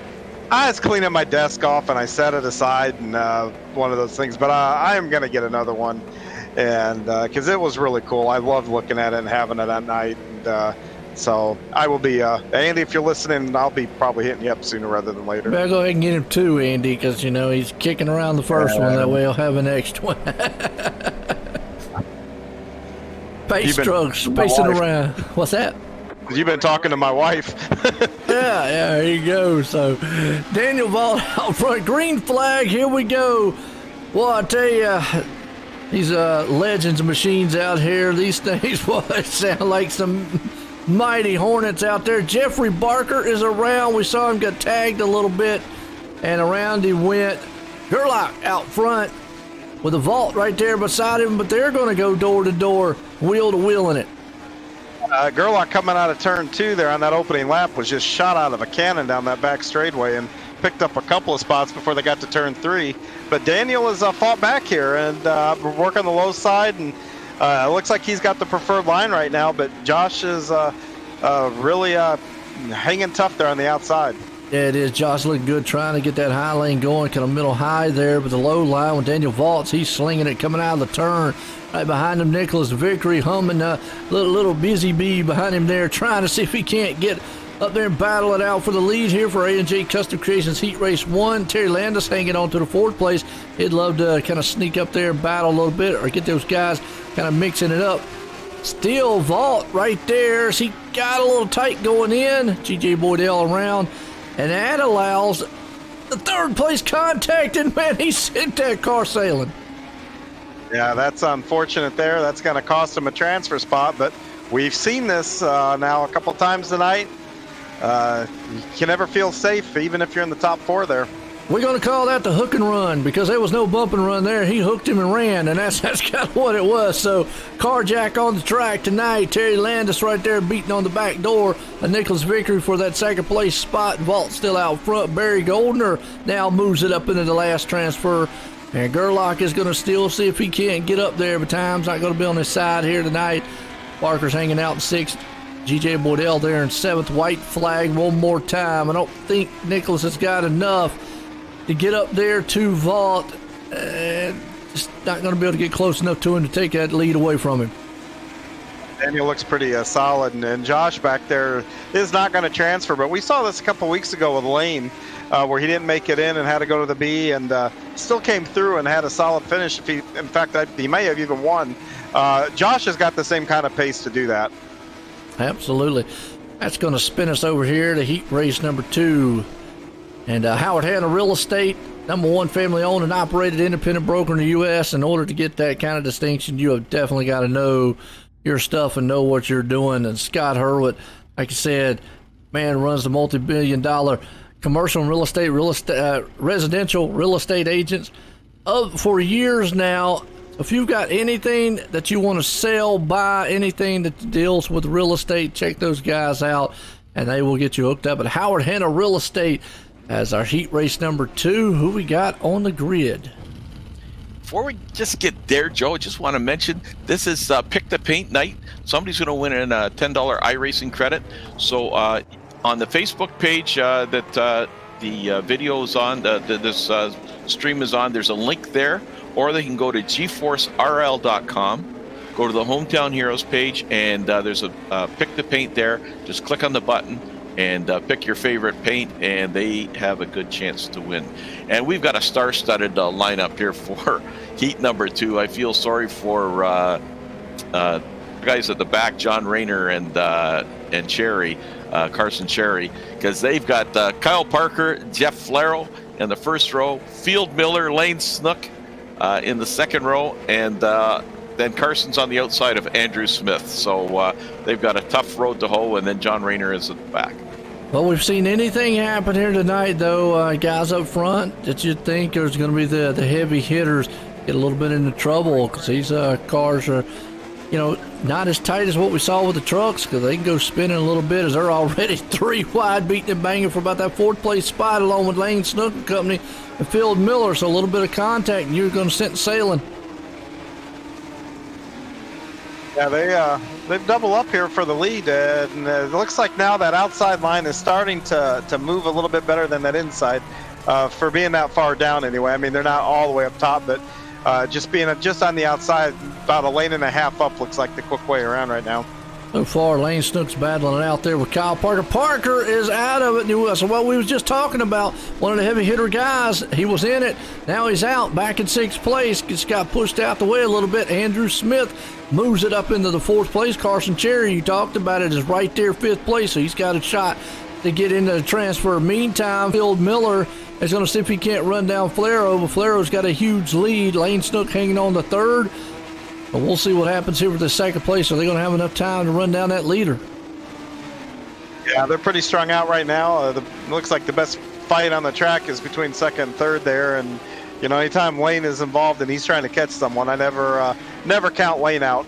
Got to look at the lap times here. Last time Flero with everybody 16 seconds, so it's a 39, 22, 31. So a little bit of a difference. We'll see what happens here when they cross the line on this one. That tells us right now they're pretty close, but you can see Miller is reeling in Flero right now. Does he have enough time to get it done? Yeah, it looks like Miller's really getting off the corner a lot more, and looking at the attitude of Flero's car, Miller's got it a lot straighter coming out of the corner, where Jeff's still got his back out a little bit, and that's a scrubbing speed when you have your back end out that far. Oh, and I'm going to tell you what, Miller had to overcorrect for the lap traffic car right there, and when he did, it sent him up into the wall, just destroyed every momentum he had. White flag. I think Flero's going to hang on to it, and I think that was just kind of just a mistake on Miller's part, kind of a loss of concentration just for a moment. That's all it takes here. But out of turn number 4, Jeff Flero is going to win our heat race number 2 here tonight. Howard Hanna Real Estate. Boy, a good finish there, and Miller's going to still come home in third. Andrew Smith's going to take that last transfer spot. Yeah, I know Fields got to be pretty disappointed with going from second to third there, but hitting that wall like he did, what he did right there saved his night from the B. He got out of the throttle, got it back under control, and then got right back in it. He didn't make matters worse by trying to drive out of that. So that was really a smart move by him there. Yes, it was. Well, I'll tell you what, heat race number 3 here, Coast to Coast Racing Team. C2C features some drivers from coast to coast of the USA and Canada, and they have been a part of GForce Racing since the inception here tonight. So our heat race number 3, who we got out on the grid here tonight? Heat number 3, we've got Aiden Young and the Texas Tornado Tom Taylor on the outside. And in row 2, Dan McLaren and Blake Depanet. And then from Gettysburg, Pennsylvania, one of my favorite places, Zach Chapman, and on his outside, Nathan Aldrich. There's 2 guys, Chapman and Aldrich, that just put a ton of work into the league, and we appreciate everything they do. Be a good one, like you said. Aiden Young out front, Tom Taylor along with him. Dan McLaren there, Depiette sitting in Ford, Chapman, Aldrich. Well, who's it going to be? We've seen some exciting finishes here so far in the heat races, and we're not even in the consolation or the feature yet. No, we're not. And there's some pretty heavy hitters here. You got McLaren and Aiden, and so this I expect this one to be pretty good now with the track widening out a little bit where you can run. We might see some side-by-side racing here, and it'll be an interesting heat to watch for sure. Yeah, it is. Pace truck shoots off the track, green flag flies, heat race number 3 underway. Out front, Aiden Young gets a good jump on them, but they're 3 wide. Little blinking on the 89 of Dan McLaren. It's not what you want to see on the track here behind him, but Depiette right there still going to take it up high and try to take that second place spot. Yeah, he got a good run coming out of 4 there, and is going to keep it up there. Throwback night, so we might as well say high, wide, and handsome. A little tribute to Harry Gant here with the way he's driving. Yeah, they're right there in a little bit of a cushion run. Oh, and you see McLaren switched lanes, went up, lost momentum. Depiette takes second place with a slide job move. They're going to close it in on Aiden Young, who was out front, but that battle's heating up there for second place. It sure is. And, McLaren there made a slight mistake, and Blake, boy, he jumped on it. That's what you got to do, especially when you're this close together, running pretty close to the same speed. Meantime, Aldridge hanging on the 4th place. Behind him, Chapman. Tom Taylor's falling back to the 6th. So still the good battle here for second, but it's starting to heat up for the lead here as Depiette is moving in on Aiden Young up front. He's right there on his back bumper. Yeah, he's peeking to the inside here, and Aiden doesn't make a whole lot of mistakes, so he's going to have to be on his A game here to keep him from getting around him. Oh, you can just see inside here riding with Depiette how much he's turning that wheel to hang on to it, rotating it into the turn. He has got his nose out front in front of him. He lost a little momentum coming out of the turn there. That's going to shoot him all the way back to 3rd as McLaren's going to jump on that opportunity. Yeah, that was a really, really smart move again. That could have been a whole lot worse than it was, but he lifted there and didn't get wreck the leader and himself there. No, he didn't. Aiden Young still fun command on this one. here tonight for the Coast to Coast heat race number 3 here. White flags out. Aiden has got a pretty good lead, and you see Depiette makes a mistake, and he loses it. Wow. I hate to sound like a broken record, but once again, transfer spot, last lap or so. Excuse me, Dan McLaren, my bad. I thought it was Depiette, but like I said, white flag. That puts Zach Chapman in the 4th, last transfer spot. Aiden Young's going to hang on and win it here for the heat race number 3. Depiette's going to come home in 2nd. Aldridge right there in 3rd. Wow, just like that. You're in it, then you're out of it. Brings us into our B main here. That's SBGC3D and SBGC3D.com. Check them out, folks. Tom Taylor does an awesome job with his 3D printing out here, and he's in it here for the B main. Who we got on out in the grid tonight? We got some big names in here trying to fight their way back in. On the pole, we got Josh Gerlach that we were just talking about. Kyle Parker, who also had a battle with those inside tires, and as John said, you'll lose. Then we got Tom Taylor and Jeff Barker, and then Carson Cherry, Dan McLaren, GJ Boydell, and John Rayner. Everybody will transfer, so this is a chance to get figure out. Some of these guys haven't seen the track since Heat 1, so it'll give them a chance to check it out. And we've talked about it many times. When it's a fixed style setup, basically guys are out here to practice on what lane to use, and I really have not seen I don't know which lane's been kind of more dominant. I don't know if that inside or outside, because we've seen some guys pass on both of them. I think it's been pretty even, and I think a lot of it comes down to car control and what you're doing with your feet. Guys that can, how they use their throttle, especially from about the center of the corner off, that's making a big difference. I'm seeing guys getting runs on the bottom, and I'm also seeing guys getting runs on the top. So right now the track is really racy, and it's just going to come down to driving style and putting your car in the right spot for you.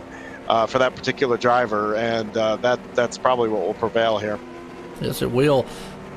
Gerlach out front here, Parker right there along with him. We'll see who gets it done here for our B main SBGC 3D printing here. Pace trucks pulling them around. Now Parker and company out front there. So I think Tom Taylor just wanted to be in his own heat here since he owns the company. It is right there in 3rd place. We'll see. Here we go. Green flag. Josh Gerlach gets to jump out front there along with it. Let's see what Tom and company can do. Chris crossed 3 wide behind him too, but Kyle says, I want that lead. He sure did, and nice job changing lanes there without scrubbing any speed, and it's giving him an advantage. Yeah, absolutely, but Gerlach says not so fast as Parker makes a miss down low. Got that thing all kind of squirrely as Gerlach takes the lead. Here comes Barker on the outside, though. Yeah, Barker has made the move, and the bottom, the funny thing is we're always talking about the top being treacherous and staying off the wall, but it's the fast way around. Now we're talking about the inside being pretty fast, but it's treacherous because you got those tires down there, and I'm sure a part of Kyle's hesitancy, he had a battle with those tires earlier and lost, so he's probably been a little bit safe there on the bottom. We talk about the top lane because usually they push that cushion way up there against the wall. They haven't used the top so much tonight, so they still kind of way far away from the wall. Now, the more they do use the top lane, it's going to keep pushing it up the track. As you see, Parker still slipping and sliding on it inside. I don't know if it's a case of the low lane is just kind of going away right now. Yeah, I don't think it is. I think it's there. I think Kyle's just trying some different things there. I don't think they should give up on it quite yet. As you see, the leader, was down low coming out of the corner. Right now, looking at it, probably your best bet is entering high and driving down the hill. On the corner exit, kind of diamonding the corner, looks like to be the absolute fastest way around. Cherry's around too in the back. Hate to see that. He just got knocked around a little bit here. But to back at it, McLaren there with it. Barker and Parker still riding together. As you see, Parker took over the 2nd spot. Barker's hanging down in the 3rd place now. Yeah, and he did it by passing him down on the low, moves right back up to the top. So Kyle's a smart driver. I would have to think he must feel like he's faster on the top because he's not going back to the bottom. McLaren try to move it in right here. He's going to see if he can hook up on the back bumper there of Jeffrey Barker. He's blinking a little bit. Tom Taylor around in the back, but Barker, in the meantime, they're in third place.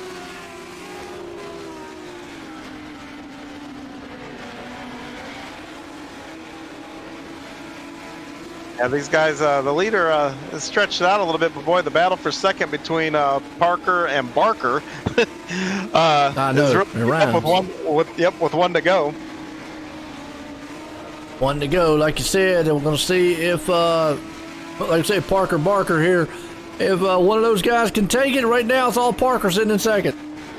Yeah, Kyle did a smart job there, going low into turn one there. It kind of blocked any chance that Jeff Barker there would have a chance at a slide job. So Kyle took that away to kind of preserve his second place finish. Smart move there.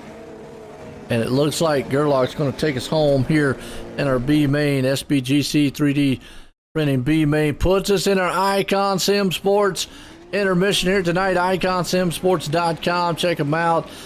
Folks, I've said it, 100 million times. What makes these guys stand out from the other sim racing rig companies out there is they will make the experience feel like a real one, and they'll build it to you. That's the biggest thing. So check out all their products at IconSimSports.com. GForce Racing League's where we're at tonight here. And if you're looking for a good league to join or drive or just watch, check them out go to GForceRL.com and I'd look at all the information. I want to give a shout out to Justy Sick iRacing.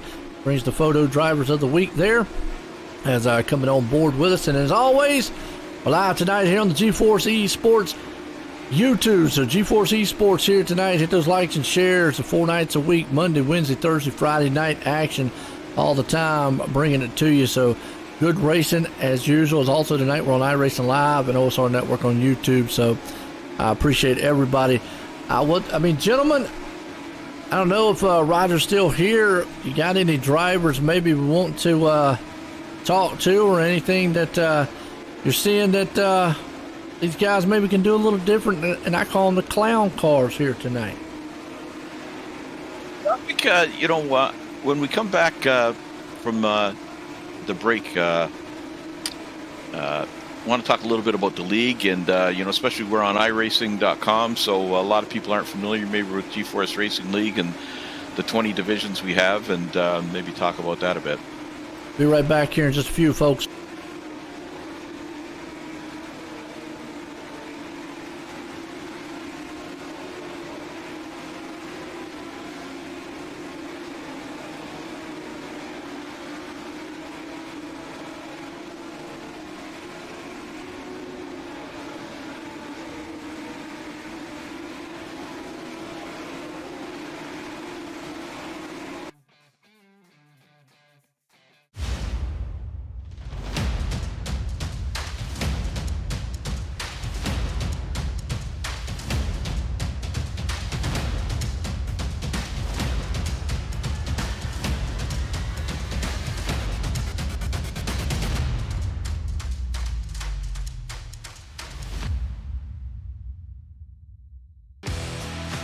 Introducing GeForce TV.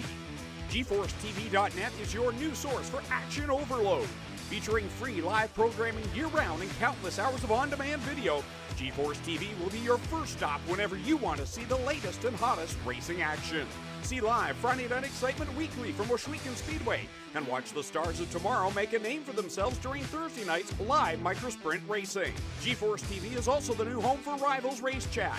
Watch weekly as Clinton Jeffrey and Adam Ross discuss all the hot topics in the world of motorsports. For iRacing fans, GeForce TV has you covered with hours of live broadcasting from Rivals and GeForce TV Racing Leagues. GeForce TV promises to deliver motorsports, esports, and action sports you want to see, along with talk shows and vlogs to keep you connected to the lifestyle you love. Visit GeForceTV.net today to subscribe for free.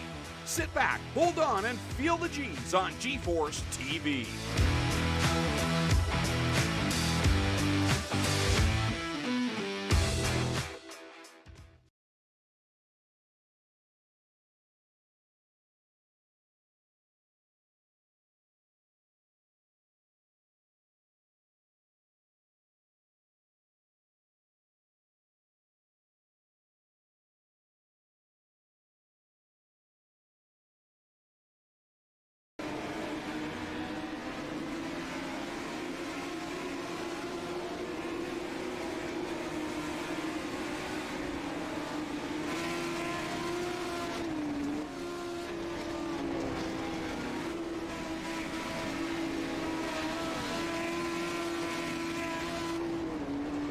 Hi, we're back, folks, here live tonight here at Cedar Lake.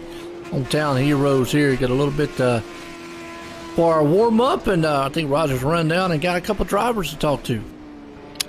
Actually, no, Joe, don't have any drivers. I was going to talk about the league. Like I was saying, especially with being on iRacing.com, there's a lot of people maybe don't know about us, and GForce Racing League has been around for coming up 3 years, and we have 20 divisions, 6 of which are broadcast. We run... we have 4 tiers of 360s, so it's like a ladder system. And next week we will have our A division coming in for Hometown Heroes. I always put on a great show, but we have the 305s, 410s. We have two tiers of dirt modifieds that race on Thursday night. We have Pro Late models, midgets. We have NASCAR pickups, we have NASCAR Cup cars, and Skip Barber cars. So we've got something for everybody. We're out to be the best intermediate league on the iRacing platform. So we have a max of 2,500 iRating to get into the league. And once you're in the league, you're grandfathered in. But it gives a lot of those guys that don't have a chance to race against people of their own level a friendly atmosphere to race in. So looks like we're coming up to the grid here, Joe. Yeah, it is, and that's going to bring us to our Icon Sim Sports feature here tonight. Should be a good one. Like you just said, grid these guys up. Looks like 20 machines out here are going to do it. Yeah, and last chance to go to GForceRL.com and go to the Hometown Heroes page and pick your paint. Jeff Barker was the winner the last time they were out, so he is one of the 3 finalists for that custom-made T-shirt that will be picked on championship night. So on the pole, we have Dan Vaught with on the outside, Jeff Flero. Row 2, Gambler Motorsports, Aiden Young, and from Spartan Racing, Nick Vickery. Row 3, we 12-year-old mayor of Cedar Lake, Lane Snook, and on his outside, Blake Depinet. And then we got the surfer, Terry Landis, who tried to surf down the back street earlier, and on his outside from North Carolina, Field Miller. Next row, we got Nathan Aldrich against veteran Barry Goldner, and Andrew Smith and Zach Chapman, Josh Gerlich and Kyle Parker, Jeff Barker, Dan McLaren, Texas Tom Tornado Taylor, and John Rayner, GJ Boydell, Carson Cherry. And that's it. We got some big runners in the back, so it's going to be interesting. Absolutely. So good set here to go green flag. Daniel Vaught out front, green flag. And I tell you what, if you thought the heat was crazy, but you see this feature here. I mean, it's true, Hunter. You already got him upside down in the back. That's Zach Chapman getting flipped around. Let's go back on to Malcolm Mills replay here. See what happened to old Zach back there. We kind of saw it a little bit live. But man, he went head over head right there. And he mentioned earlier he's in the Mac Mobile. Well, somebody, I guess, wanted to take a bite out of him. Either wanted some French fries or a Big Mac. So let's see. Here's our replay starting. He got it way high up there in the cushion, then just lost it. And actually, it wasn't him that went end over end. Actually, it was somebody else. I don't know. Tom Taylor. I think it was Kyle Parker. Yeah, it looked like Zach just simply lost it. Got up in the loose stuff there, and the back kind of came around on him. And as soon as he did that, he started chasing it down the hill and just clipped. Like I said, I think it was Kyle Parker, and turned Kyle on his lid. And Tom Taylor got involved with it also there. So unfortunate, just a couple guys in the back. That's what happens when you're way back there in the back, and just like that. But yeah, he went way up under that kind of loose stuff, and that thing just went right on around, zipped. Nothing he could do. I appreciate Malcolm Mills. Yeah. Joe, I'm just going to say here that these things. I'm a little older than you guys, but these things take me back to my childhood, man. When I used to watch these things, it's just they're awesome cars to watch. And they are, and it's just wild to listen to them too. Zoom around the track here, because all you hear, so it's a different sound than what we're used to seeing with like a 410 or trucks or anything else out there. Good battle, heating up for third place right now, though. And actually, good battle heating up for second place. Tell you what, they're all over it. That actually Field Miller and Company. As Tom Taylor still trying to get in there, but boy, look at this three-wide battle happening around, I'll say around about 7th, 8th place spot. A lot of arguments over who needs to be where on the track right now, and it's sure is entertaining to watch. Third place is really heated up.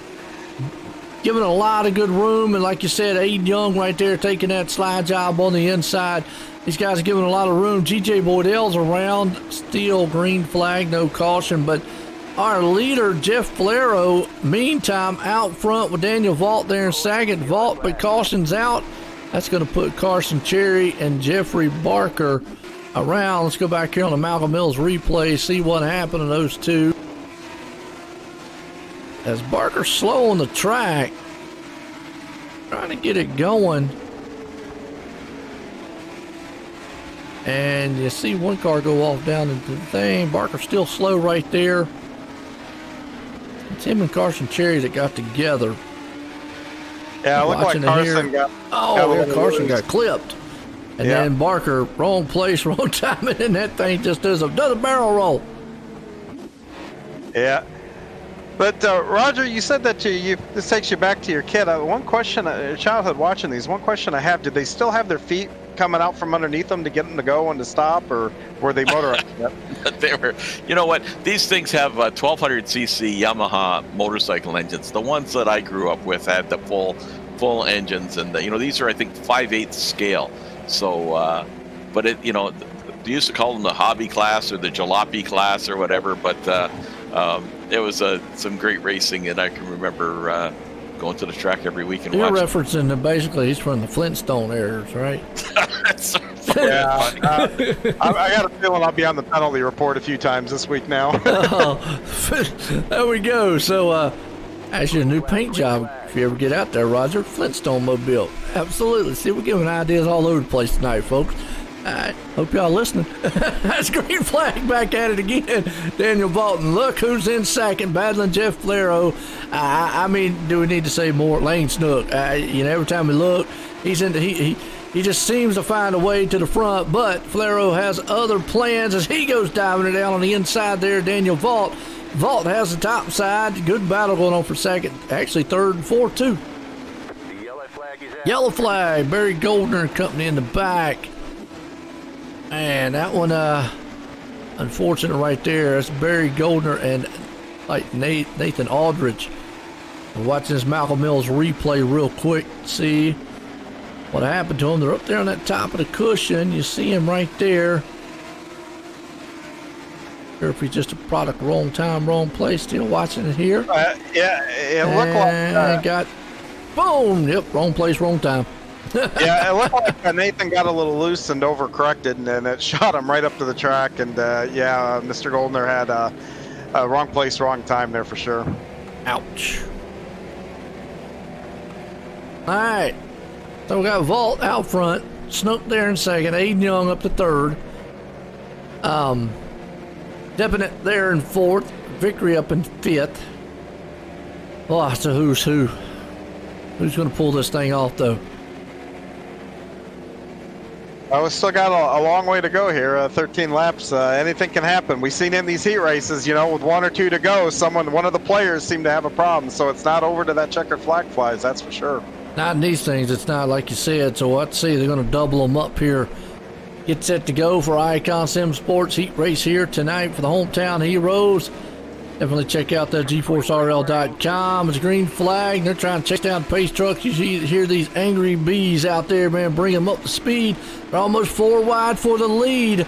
Deputy takes the high lane way up there against the wall. Almost Aiden Young up to third. As Snook takes the lead. Yellow flag's out. We got a big one in the back here. One, yep.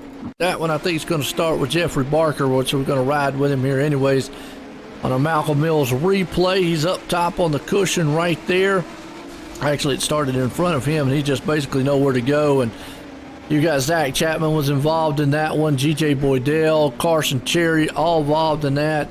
So unfortunate little pile-up between all those guys in the back. But in the meantime, Snook took the lead again. And I know he's got to be going, man, these cautions tearing me up. I just took the lead, now I got to give it back again. I can just imagine how frustrating that would be as a driver. Yeah, and it is. I've been on both sides of that where, oh, cool, I just got passed, but I got my spot back, and also had to give the spots back. But, you know, really, if you go to any Saturday night short track, you know, they always go to the last completed lap. So it's not any different that you would see at your local short There's track. no timing markers like they got in NASCAR.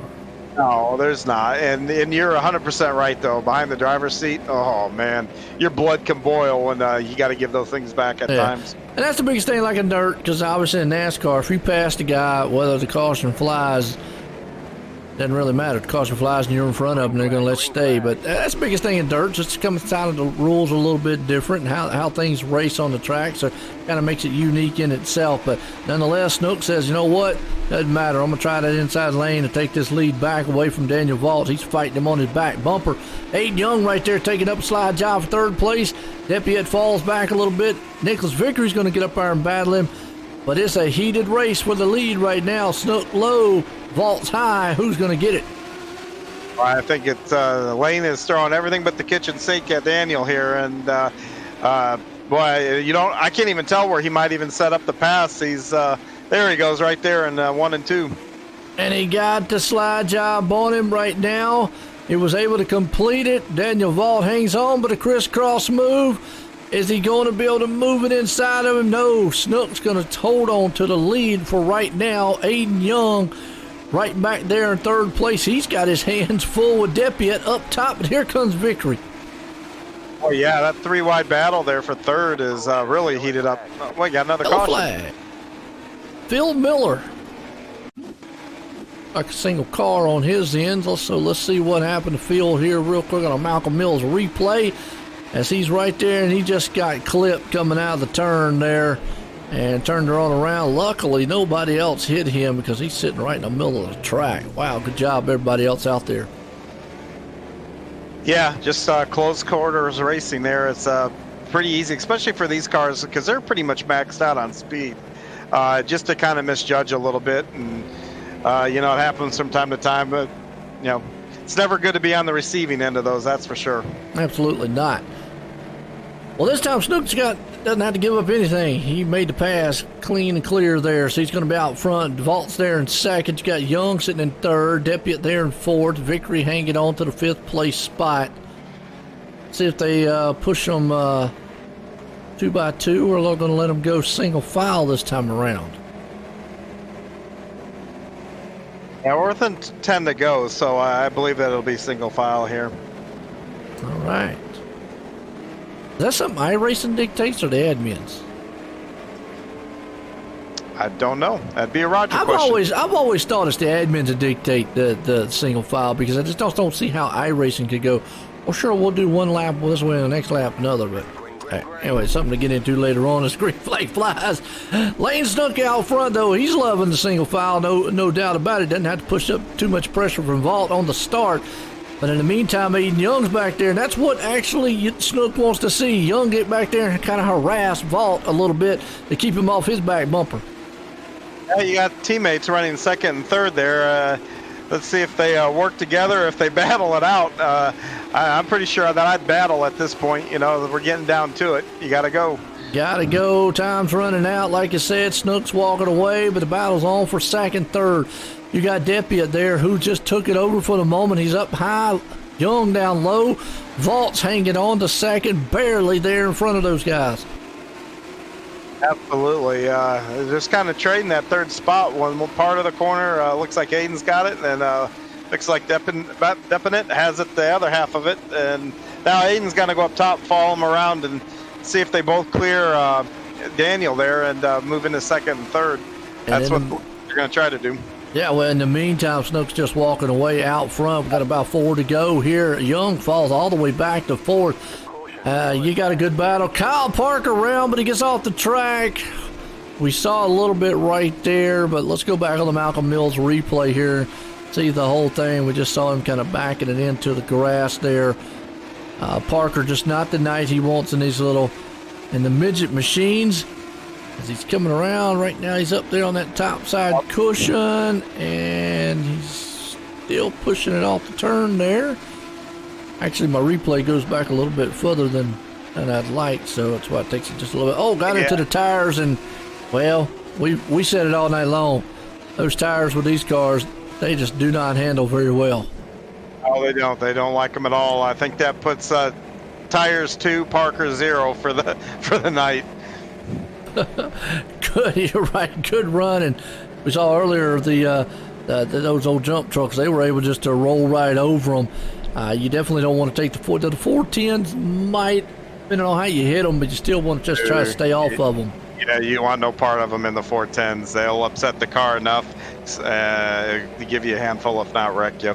Yeah, we'll have to see as we got 410s coming up here and a few folks as we're getting set here. Lane Snook out front.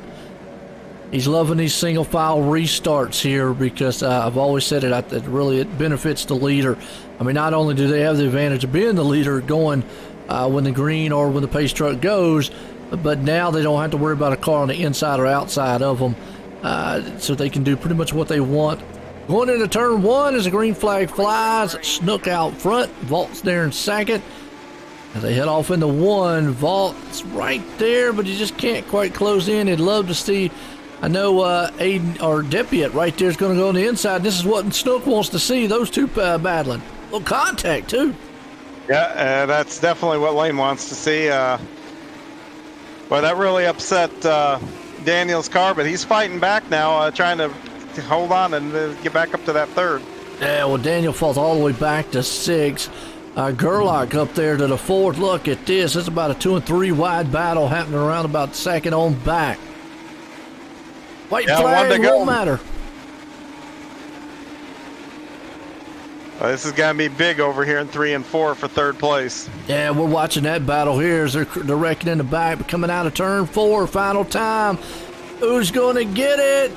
Aiden Young's going to sneak it in there and take it away, but Lane Snook's going to win it here tonight. What a finish to this one here.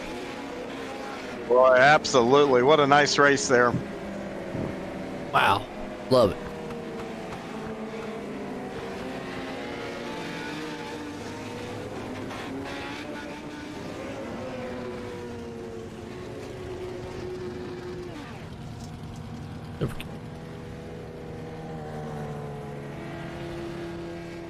Bringing up a few of these guys here.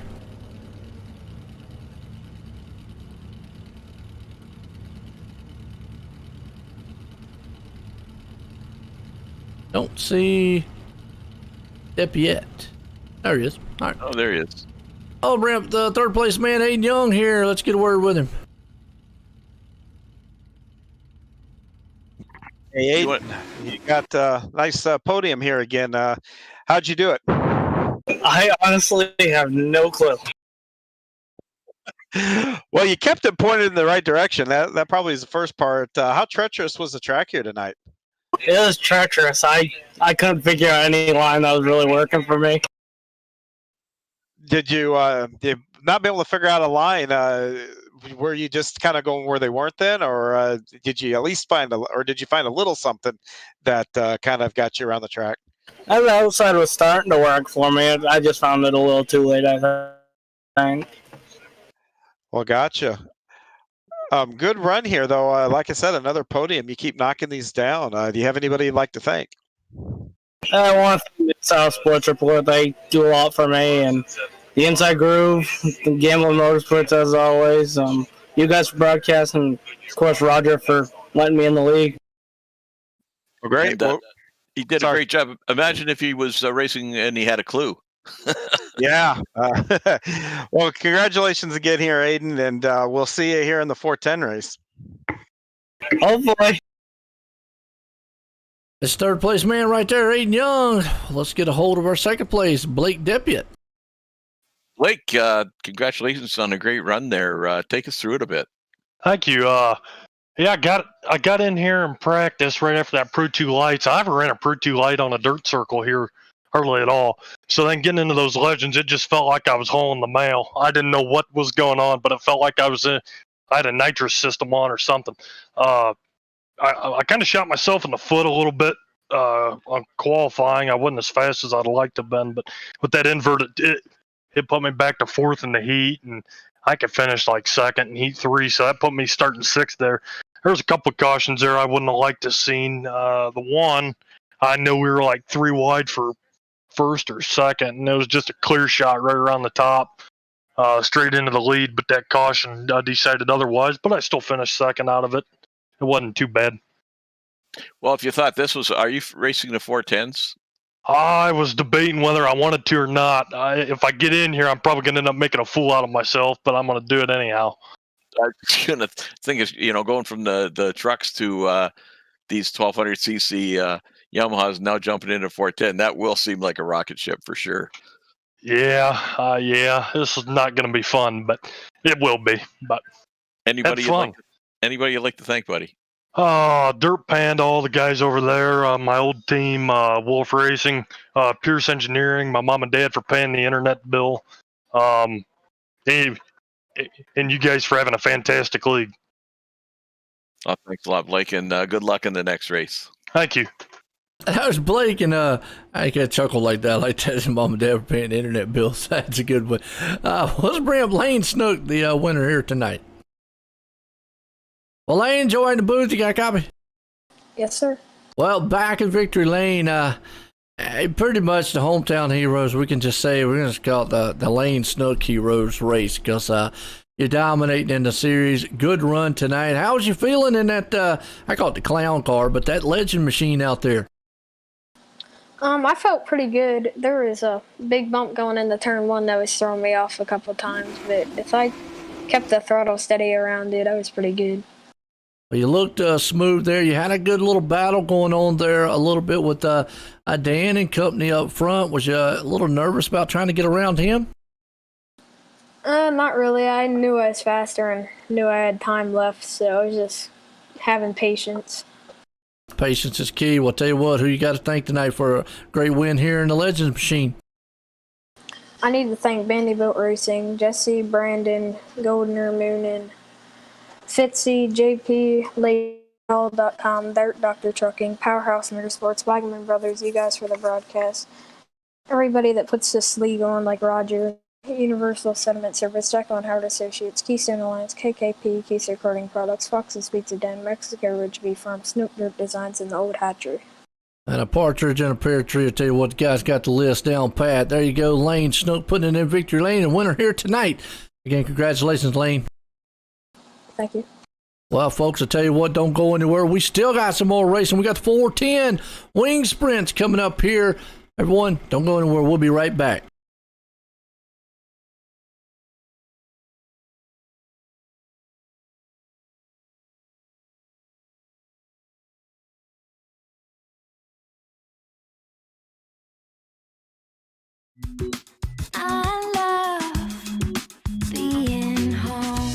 It all starts with the right house. That's where we come in. Howard Hanna. Home happens here.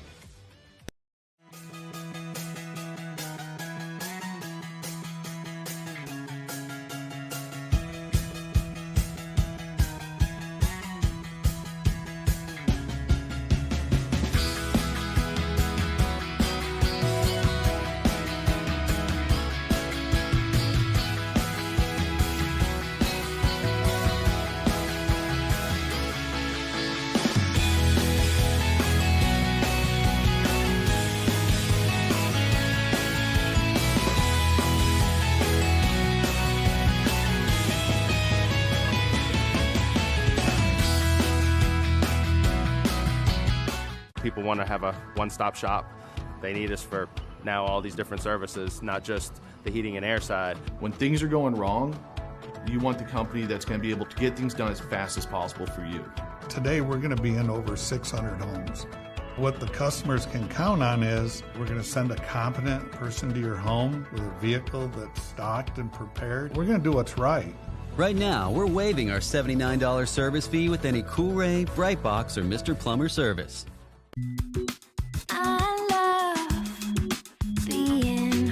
From finding the perfect house to making it your home, we'll be with you every step of the way. Howard Hanna. Home happens here.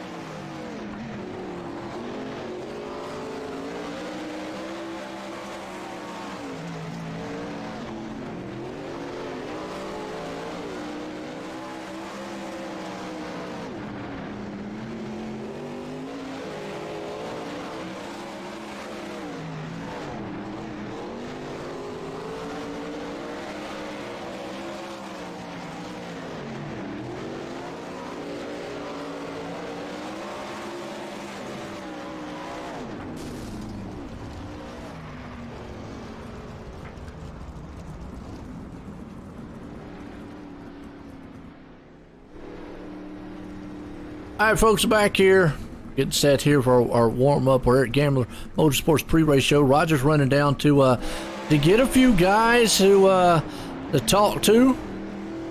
Now, we got something special going on. Well, it's not really special, but it's like normal every day. Tomorrow night on the GForce Esports, kind of switching it up a little bit. The guys over the Advantage Racing team, they've got a prior commitment coming up tomorrow, so I'm going to be broadcasting the Big Block Modifieds tomorrow, so I'm kind of excited about that. So a little change up. Normally I do the Friday night pro lates here at the GForce, so we're kind of switching nights. You're going to hear the I think it's Sean and company over there doing that one, and I'll be doing tomorrow night with the Big Block. So tune in, GForce Esports.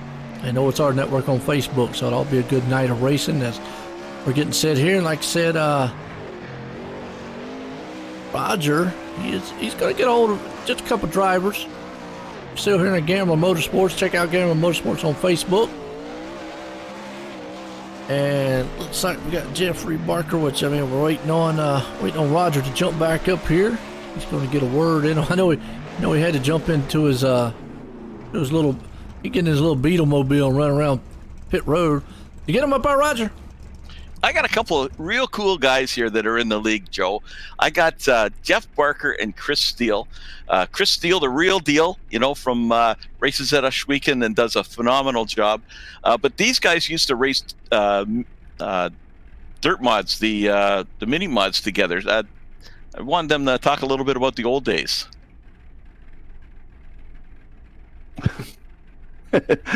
Yeah, sure. We'd be happy to answer any questions you got, Roger. Okay. So, is that where you met? Was with those? What was it, like the mini mods? I can't remember what they were. Modified lights, yes. Probably back in 2002 or 3 or so, maybe 4, somewhere around there. I guess Chris would come down from Canada to your track down the States. I think it all started. I was racing. I think it was a dwarf car at the time, and Jeff actually came up to Merrittville with a buddy of his and kind of spanked us for probably a good year or two, and then we stepped up our game. And but yeah, I think it was Jeff that kind of initiated the racing with us. So hey Roger, Gary, I got an interesting question. And we don't ask it a lot, but I know a lot of viewers probably are interested in you talk about real racing. Well, I'm just curious. What's the cost to race a car like that? Maybe initially. Initial buy-in could be, I mean, not counting having a trailer, not counting having a truck, not counting having a garage. That's all assumed. But initial buy-in for the car could be, you know, $7,000 to $15,000, depending on what you're buying, and that's if you want to be competitive. I mean, you could buy something back of the pack a lot cheaper. Well, that's not bad. It's not as bad as I thought it would actually be. Yeah. I mean, obviously, once you do tie in the trailer and all that stuff, it can get off high. But I know that's a question a lot of people are always in the back of their mind, always thinking, well, you go real racing, and yeah, I know it costs no matter what, but I just put it in perspective of, yeah, because everybody brings sim racing and real racing. What's the cost difference? Well, you can spend $10,000 and $50,000 on some sim equipment. But if you're going to do that, you might as well go real racing in my picture, my book anyway. So. And you know, and I'd like to ask Chris, because Chris is one of the top runners up at Ohsweken Speedway. What does it cost you to run 360s roughly, Chris? Yeah, I'm definitely a low budget guy at Ohsweken. It's quite evident. But the car I run, I bought the chassis for $1,000 maybe 4 years ago. I'm still using the same one. Motors are what kill you, though. I'm in the middle of building another motor, and I'm probably going to have $30,000 into it. So that's about right. That's about average then, yeah. Yeah, so about $30,000 for the car or the motor, and you're looking at a good 15 to 20 for a proper car roller. So I think the big thing needs to be mentioned here is, you know, Chris is an independent driver for the most part. I mean, he has support and all that, but he's up against some really big teams at Ohsweken. You know, some teams that have a lot of money behind them, and I think Chris is one of the greatest drivers out there. He won a feature not last year, the year before. He won a feature early in the season, and he's up against these big teams and just does a phenomenal job, and just proves what kind of driver he is. And we're really proud to have both these guys in our league, and it's a real privilege. Well, I can't wait to see Chris Steele, the real deal, up at Ohsweken. It won't be too long now. We just got to get through this last hump, and can't wait to see it back on the track, Chris, on the real track. And two, you was talking about those cars and all that. We're all sitting here talking about the price, and I know a lot of people are like, well, Two, you got to look. That's where the sponsors come in too, and that's where people don't understand. Those sponsors play a huge, huge part. And being able to make that stuff happen. Yeah, if you have sponsors. I mean, I just say. Mainly my season is definitely dictated on how much sponsorship I get. Just because I can't be tossing around money like some of those other teams are. So you win the lottery. You don't have like millions in the bank. Exactly. I'm just a normal guy. I got a job and a house and a car and whatever. So I got my bills to pay. So my sponsors, they definitely help out.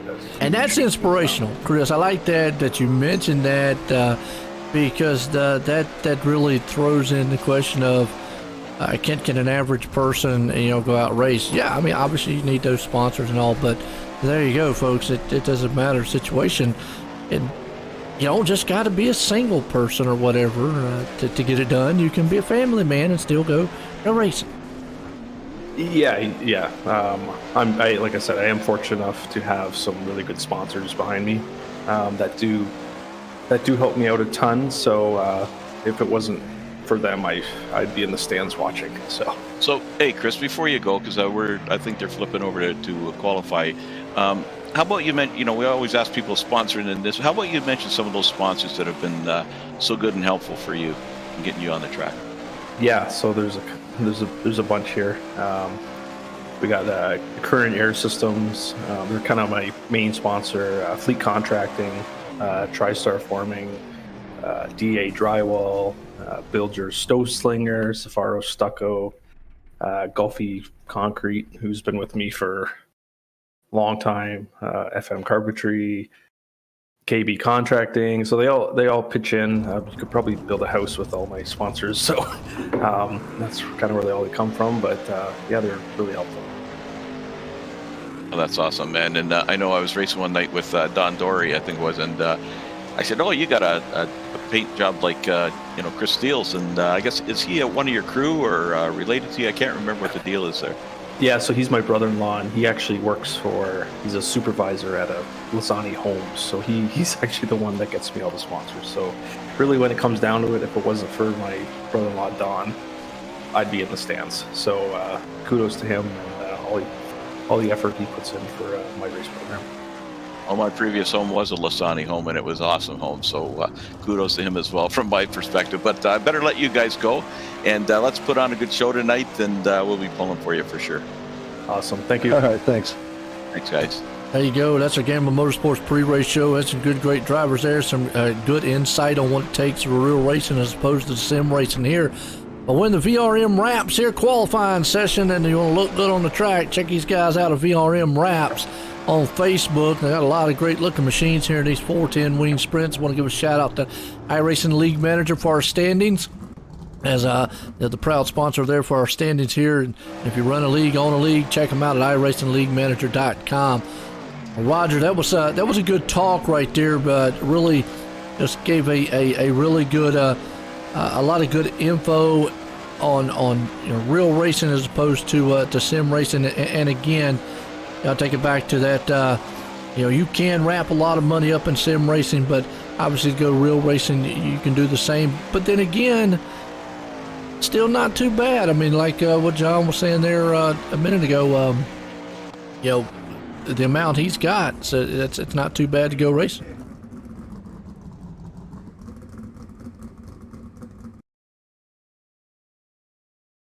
I think Roger fell asleep. No, I was down trying to get those guys back in their race.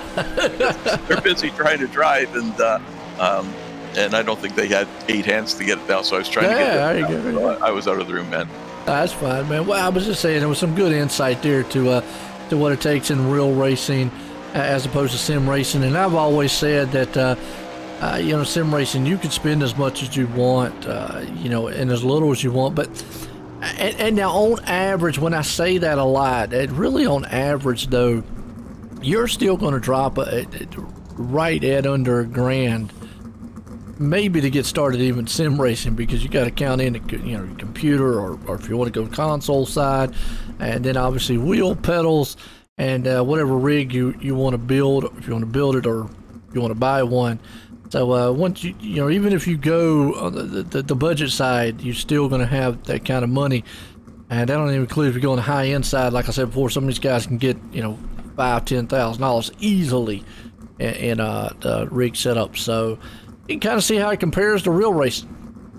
Yeah, it's kind of like they started out with those dwarf cars and the mini mods, and then like I say, Chris, I got so much respect for Chris. He goes up against those big guns, and I think he lost a motor a couple of years ago, and that was his season. It was he won a feature early on, which was huge, and then he blew a motor, and it wasn't in the budget for another one. Where some of those big teams, they just grab the other motor that's in the trailer, and they're racing the next night or later that night. So it's kudos to those guys, and it's the same with iRacing in a way on a smaller scale. But you start out small with a single screen, and then you got triples or VR, and then you got the pedals. Yeah. And then ultimately, when you get to the big leagues, you got an Icon Sim Sports rig and a custom-made rig, and that's like driving, a 360 or a 410 or a NASCAR car. You've gone to the big leagues. Yeah, you're right. I mean, it kind of, a lot of guys over the years, in the same way like in real racing, they, kind of grow and add on, and like you said, next thing you know, boom, you got all those equipment. You're looking back going, wow. So it is interesting to see as we're getting set here to go green flag racing. Our Icon Sim Sport hometown heroes here tonight. It's been an interesting night. We kicked it off with the jump trucks earlier on. I mean, those Pro 2 light machines, fun race. Then we had the legend cars out here, and now we got the big boys, the 410 wing sprints. About to get it done here tonight. Looking forward to these because these things, they pretty much they just go right here and dominate the track. But here we go, Heat Race 1, A&J Custom Creations Heat Race 1, and we've talked about it 100 times. A&J Custom Creations, Andy Patton over there does an outstanding job with all his work. Check it out on GForce RL and over on A&J Custom Creations on Facebook. That's who we got on the grid tonight. Well, on the pole, we just spoke to him. Enjoyed all his information. Jeff Barker from Brewerton, New York. And on his outside, an Oshweekend regular, at least in the stands, drives all the way from Cornwall, which is about 3 or 4 hour drive, at least that much. Jeff Flero. Then row 2, we got coast to coast. We got Kyle Parker on the right coast, New York State, and Donovan Ross from Washington State, and Steven Spees, Dan McLaren, and Barry Goldner, and Chris the Real Deal Steele.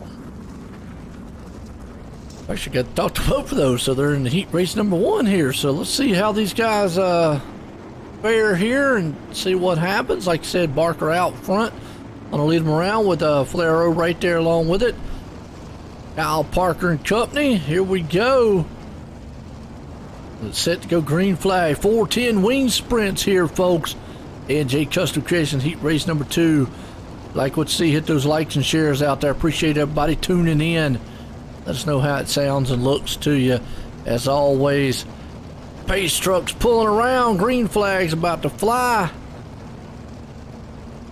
Takes a little bit. Pace truck slow.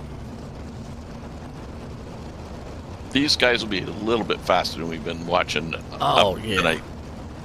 And, well, this should be an open setup in these. So, that's another thing we get. They're fixed, Okay. They're fixed. Well, then, hey, there we go. Kind of even playing field. Even when it fixed, though, they got enough power, they can sling these things in a turn. Just like that, we already see one car up into the wall, a couple cars up there. But look at this battle for the lead. Donovan Ross down low with a slide job. Jeffrey Barker, excuse me. I don't know why I want to keep calling him Baker for, but Barker up top. I ain't said it in a while. Or crisscross move slide jobs. That's the thing you're going to see with these. You're going to be able to just slide them tooth and nail. That do-si-do move roundabout here. Out front, Ross is leading it. You got to be kidding me. Barker goes off the track. He just got shot up the wall right there. Chris Steele's battling it out along side by side with Spees. That's for the third and fourth place spot. Yeah, and if you look at that car of Chris Steele, that is a knockoff of his 360 car. Nice. Good-looking machine, too, right there. He's in a good slide job battle on the inside there with the man of Spees looking in third. Steele hanging on to the last transfer spot. Kyle Parker outside looking in. Flero just, nailed the wall early as Dan McLaren almost got up into the wall there a little bit, blinked some. So far, Donovan Ross, he's just walking away from this one. That fourth place is the closest battles. Kyle Parker, does he have enough to move in up there? He's trying to run him down on the backside. And it's been a good run between Speeds and Steele. Steele's been trying everything to get around him. Yeah, just going to run out of time, I think, right here. As they come across checker flag, it's going to be all Donovan Ross in this one here, as Chris Steele's going to hang on to the fourth place and final transfer spot. Good run, good action. Like you said, fast and furious with these guys. We're going to head us off in the Heat Race number 2. Howard Hanna Real Estate, the number 1 family-owned and operated independent broker in the U.S. Scott Hurwitz and company over there doing big things in the commercial and residential real estate agency for many, many years. So if you do anything, real estate-wise, if you're looking to sell, buy, rent, check those guys out at Howard Hanna Real Estate. They will definitely get you fixed up and on the right track. Who we got out here on the grid tonight? We got a couple of guys that are 3rd and 4th in the standings. So the Moores, father and son, on the pole, Brian Moore Sr., who is in 4th place, trying to chase his son. John Hine is on his outside. John's been in the booth all night. He's got the suit on now and strapped in and ready to go. And then we've got one of our top dogs, and you'll be seeing him next week, the Renegades, Kyle Moonen. And he's got Brian Moore Jr. On the outside. Then Josh Gerlach, Terry Landis, Ryan Carlisi, and Patrick Spangler. Ryan's a new guy. And it looks like Ryan and Patrick did not grid up either. Maybe they're shy. The shot, yeah, that's it. They're going to try the consolation. They're going to try to run it a long way here. Green flags about to fly. Heat race number 2, Howard Hanna Real Estate. Here we go. John Hine and company out front. Dropped the hammer there. I always say that boat machine. RoofShopFW.com right there. He's going on the inside. Looks like he got the speedboat rolling and contact.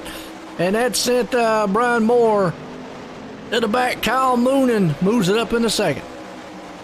And the two Moores chasing each other down. And if they don't race each other clean, it could be trouble in the household for the week. Absolutely. You got Junior, Senior right there along with it. And it looks like Senior's got the better half of it. He's in third, but Junior's hanging on the fourth. Problem is he's got Gerlach all over his back tail thing, trying to see if he can't take it away from him. I don't know if they're going to work together up there to keep those two guys behind him, or we're going to see if Josh's going to be able to sneak up there and put a slide move on the inside of him before this one's over. There's some, the transfer spots, it's still up for grabs. You can see Gerlach is chasing him down. Yeah, it is right there. He is on his back bumper right there, trying to see if he can't close it in.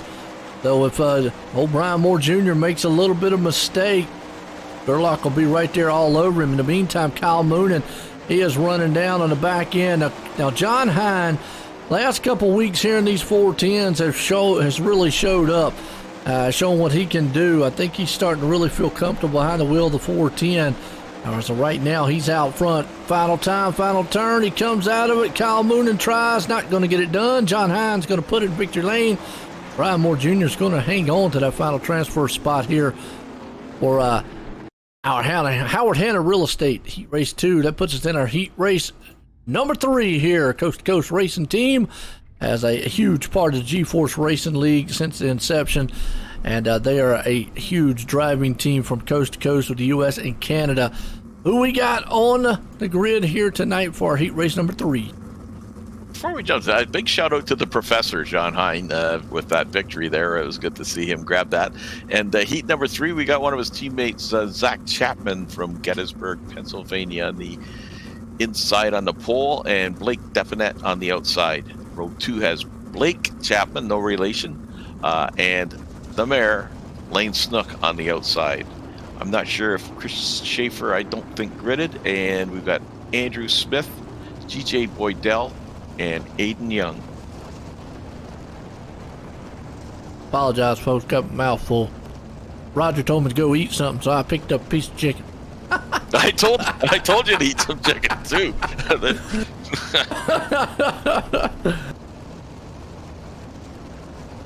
Yeah, he asked me early on in the warm-up. He said, I told him, I said, I'm getting tired. My tail's starting to hurt. I'm sitting here so long. He goes, well, have you ate? And I said, no, I had a cookie. He said, what? He said, go get some chicken. So my wife brought me some, I call them chicken on a stick. It's basically a Chinese restaurant is what it is. So here, I can chicken on a stick. Yeah. That's different. I'm not touching that one with a 10-foot pole, Joe. Chicken, I mean, that's what I call it, chicken on a stick. Yeah, I mean, yeah, I know. Yep. Anyway, here we go. Green flag flies. Deppin head out front. Zach Chapman sitting in second. Lane Snook right there. But I'll tell you what, keep an eye on that young man. He won the Legends Machines earlier. Right now, he is tearing it up. But he loves that high lane, too. But, boy, he got the door closed on him. And then he says, you know what, guys? Forget about it. You want to slam a door up top? I'm going to take it down low because we just saw the front two guys wreck. That was a wild move. The lane that kind of got cut out there, and then the next thing you know, he was sliding himself into second place. Yeah, it was. He went up high, got the door slammed on him, lost a little momentum. Next thing you know, those two guys in front of him got together. He slung it down low, and then now he's finding himself here in second. But Depiette, the man out front right now. Andrew Smith hanging on the third. Aiden Young's battling it out with old GJ Boydell. They got that fourth place spot. Those two are at it.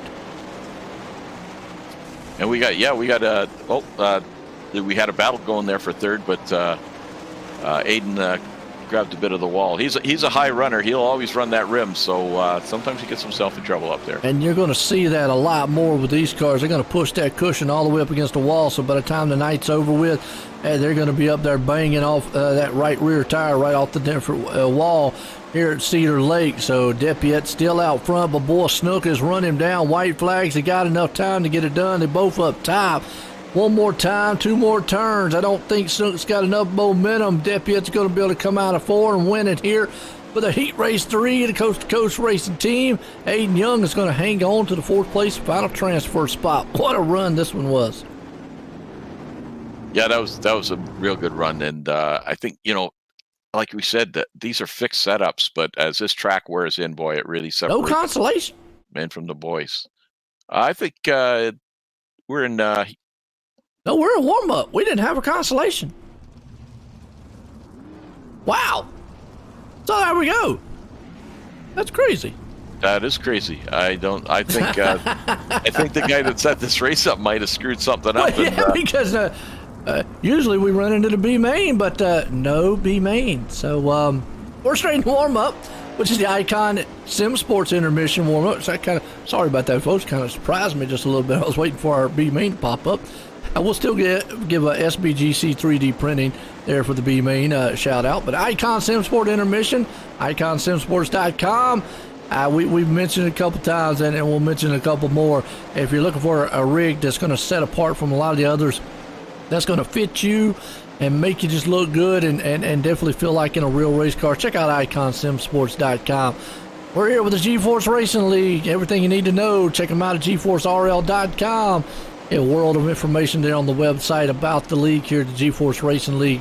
Justy Sick iRacing Photos.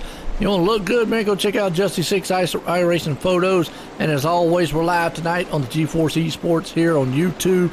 And 4 nights a week, Monday, Wednesday, Thursday, and Friday. Check them out here at the GForce Esports on YouTube. And also tonight here on iRacing Live and OSR Network on YouTube. Well, Roger, I tell you, gonna watch a quick ad right flash. We'll be right back here in a few, and then maybe we'll get a word with some drivers. We'll be right back here in a few, folks.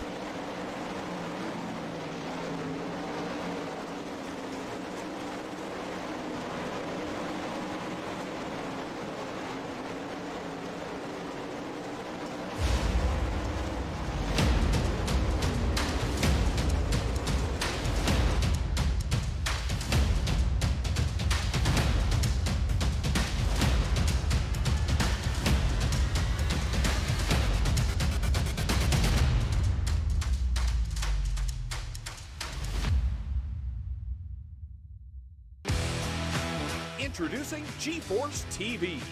GForceTV.net is your new source for action overload. Featuring free live programming year-round and countless hours of on-demand video, GForce TV will be your first stop whenever you want to see the latest and hottest racing action. See live Friday Night Excitement weekly from Washouican Speedway, and watch the stars of tomorrow make a name for themselves during Thursday night's live microsprint racing. GForce TV is also the new home for Rivals Race Chat. Watch weekly as Clinton Jeffrey and Adam Ross discuss all the hot topics in the world of motorsports. For iRacing fans, GForce TV has you covered with hours of live broadcasting from Rivals and GForce TV racing leagues. GForce TV promises to deliver motorsports, esports, and action sports you want to see, along with talk shows and blogs to keep you connected to the lifestyle you love. Visit GForceTV.net today to subscribe for free. Sit back, hold on, and feel the G's on GForce TV.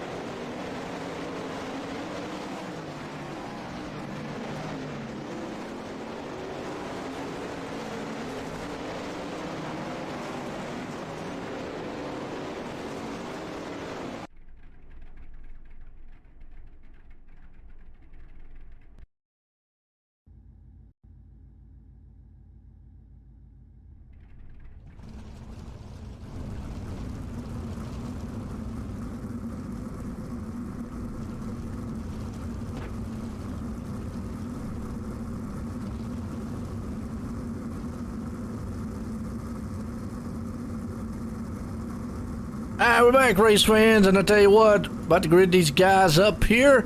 Feature time tonight, Icon Sim Sports. Feature tonight for the hometown heroes.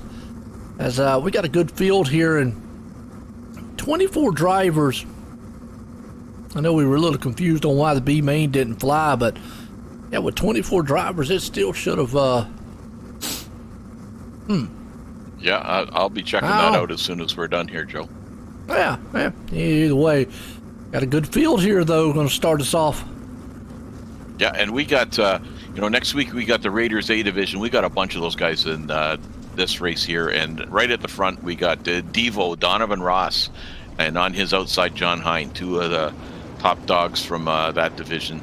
Row 2 we got Blake Depinette and Dan McLaren, and then Kyle Moonen, who's he's won championships with us, and Lane Snook, who's obviously won championships too, and their teammates, Stephen Spees and Brian Moore Sr., Andrew Smith and the real deal Chris Steele, Brian Moore Jr., and Aiden Young. And then from Spartan Racing, we got Kyle Parker, and from Dizzy Motorsports, Josh Gerlach. And GJ Boydell and Jeff Flair, boy, they've been finding themselves beside each other. A couple of the old Oshweekend posse before our league ever formed. Nice. And then we got Surfer Man, Terry Landis and Blake Chapman, Barry Goldner, and I'll let you take it away, Joe. Yeah, because we've got to about 4 of them didn't grid up here, unfortunately, but the green flag flies out front. Donovan Ross and company up there. You've got John Hine, got a good battle going on here with Brian Moore. Look at this, 4 wide right there around about the mid-pack. That's crazy, and these guys, they can run 4 wide and get away with it. It's just amazing. They can. A lot of them, it gets a little scary moment there for them, though. But in the meantime, Ross is moving on out here. You got John Hine hanging on the second. He's way up there on the top side cushion. As you got Depinette right there sitting in second. I have to kind of slow down when I say his name. If not, I'm going to mess it up. He's down low, trying to move a slide job on him. He does. It makes it complete. Well, never mind. 3 wide. Here comes Snook down low. He's joining the party. And then, there's a Hornet's nest behind them, too. It's there's some great drivers out here, that's for sure. And as this track wears in, it's just going to get crazy. Never mind. John Hine takes the lead. Look at this battle. There's 4 and 5 wide almost. Snook's there in second. Ross moves out of the way going, where in the world did all these guys come from? They're just out of the woodwork, like you said. Again, I'll go back to, the amazing thing here, Joe, is looks like maybe we got, no, they recovered. We got, these are all fixed machines, so it's amazing, the talent we got out here, and the cream rises to the top always. Oh, Donovan Ross right there got a little contact. He's up into the wall. So, and Lane Snook crashes. Oh, man. Didn't see that one coming. Let's go back on the Malcolm Mills replay. John Hine got a run coming off the turn right there. But Snook was up high on the cushion. And then John Hine looks like he just, maybe the car just kind of slowed up and too much momentum by Snook, nowhere to go. And Snook just destroyed that car in the back end of him. So it looks like John's car just kind of, I don't know what happened there. It came out of the turn and all of a sudden just slowed up. And the closing rate that Snook had, nothing he could do with these cars, so they just don't turn, almost like ice on the dirt. So unfortunately, the man who's been dominating the series right there, not going to be winning this one here tonight. Well, it is 30 laps, and cautions don't count. So I predict he'll be up near the front before it's over. And I'm not saying he's going to win, but he'll be up there pressing him. It's just amazing. No, he done. The way he races. I think he logged out. Or he's back. No, he's in pits. There he is. He's coming back out. Oh, so. That'll make it tough. All right, well, he's coming back out of the pits. Here we see it right there. So we'll, I don't know if it put him a lap down or not. Well, he's going to have his hands full. I mean, I'm with you. You still got a little time to get it done, but it's an uphill battle. I mean, yeah, he's got 23 laps to get it done. What's that to see? He's going to need some help up front here, though. John Hine gets a good jump again. Here it comes. Depinette down on the inside. Kyle Moonen, though, coming into the picture here in that third place spot. Oh, we Little got flag. Got a big caution. one in the back. And Zach Chapman. I think Snook is on the same lap, so that's a bullet. One bullet dodged, anyways. Watch this replay here. Malcolm Mills replay. You got Zach Chapman and company. Oh, it was a huge one in the back there. Those guys got all together. Chapman was, he got spun around a little bit right there. Was able to hang on to it. That just basically was just a fire sale happening back there in the back of the pack. And you talk about Snook. He's up to 18th, maybe 16th or so. Definitely got time to be able to get up here. He's going to need a little help. And when I say help, he's probably going to have to pass some cars, maybe hope for a yellow, pass a few more cars until he gets way up front into a position that he's comfortable with. And never mind, he's back on pit road again, Snook is. Not quite sure why. Looks like he's not coming off pit road this time.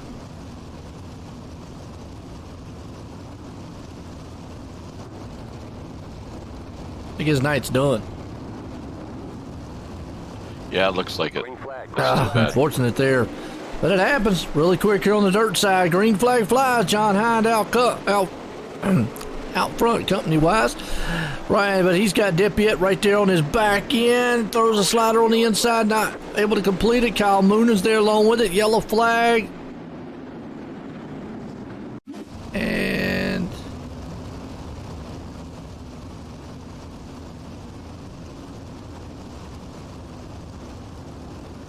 not sure what the yellow flag was. The one problem here, Joe, is that, the 410s, these guys run a lot of 360s and that, but, anybody in the league can run these 410s, and you might have a few guys, especially towards the back, because this track slicks off. 410s are a handful to begin with, and then you put it on a skating rink, and it's all about, the egg under the gas pedal and just take it real easy. Yeah. All right, folks, I was wondering what the yellow flag was there for. I saw Snook came out of pit road, but then he went back on into the pits, so. For sure. Somebody threw one of your Pabst Blue Ribbon cans out on the track there, Roger. Yeah, might have been. Single file start here. We got John Hind out front. Got that fast speedboat here tonight. He always says if you're looking for some good vacation time, and everything should be opening up. So definitely get your vacations booked up for your cruises. Hines out front, Depiet's there in second. Kyle Moonen, he's hanging to third. Speeds up to fourth. Boy, you got some heavy hitter names there, but Donovan Ross down low, battling it out up front here with these 410 wing sprints. Yeah, keep your eye on Moonen and Spees. Those guys are movers and shakers, and they're running 3-4. Yes, they are. I mean, it's just a who's name up here at the front. Ross right there in sixth. Blake Chapman. I haven't even talked about him all night long, but sneaking it up there in the fifth place spot. Chapman has really added a gear in. John Hine around. Oh, that was our leader. Yeah, that was John Hine. Yeah, let's go back on the Malcolm Mills replay. He had a big lead too there. I got a feeling caught the wall. Yeah, I was about to say it, and yeah, sure enough, right there, just caught the wall. Wow, as a driver, how does that make you feel, Roger? You're out there, because you got a pretty big lead. The next thing you know, you just kind of make a mistake on the track. We could go down and ask him, Joe, but I don't think it would be a good idea. No. I mean, yeah, I always talk about mental mistakes. I talk about mental mistakes on the NASCAR side of things a lot, and the biggest thing being is pit stops is usually the big key with those. But here in dirt racing, hitting your marks, and if you're going to run that high line on the cushion, you see how close it is to the wall. Got to know that that wall can jump out there and bite you, and you've got to be mindful of it. So you definitely got to keep a good mental state here. Yeah, it's it's bad enough if you don't hit your marks and you're at the back, but when you're at the front like that, that's demoralizing, and that's a tough pill to swallow for sure. On double foul, Deputy out front, Kyle Moonen there with him. Spees, Blake Chapman moving it up. Now Blake Chapman is not in a candy bar tonight, is he? No. Can't really tell. Yeah, that's a rare. No, he's not. He's not in a.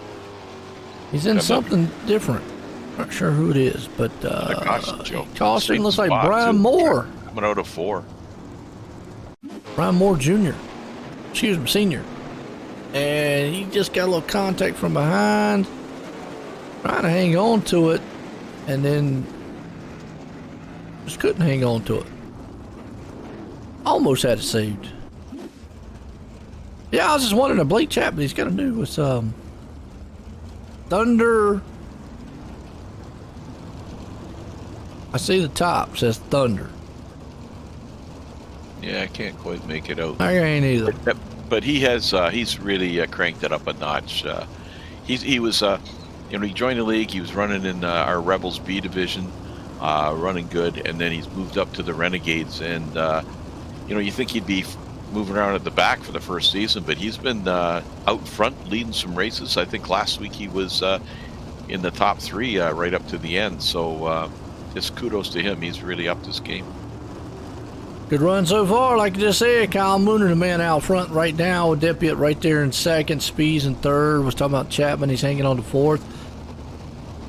Oh boy, single file start.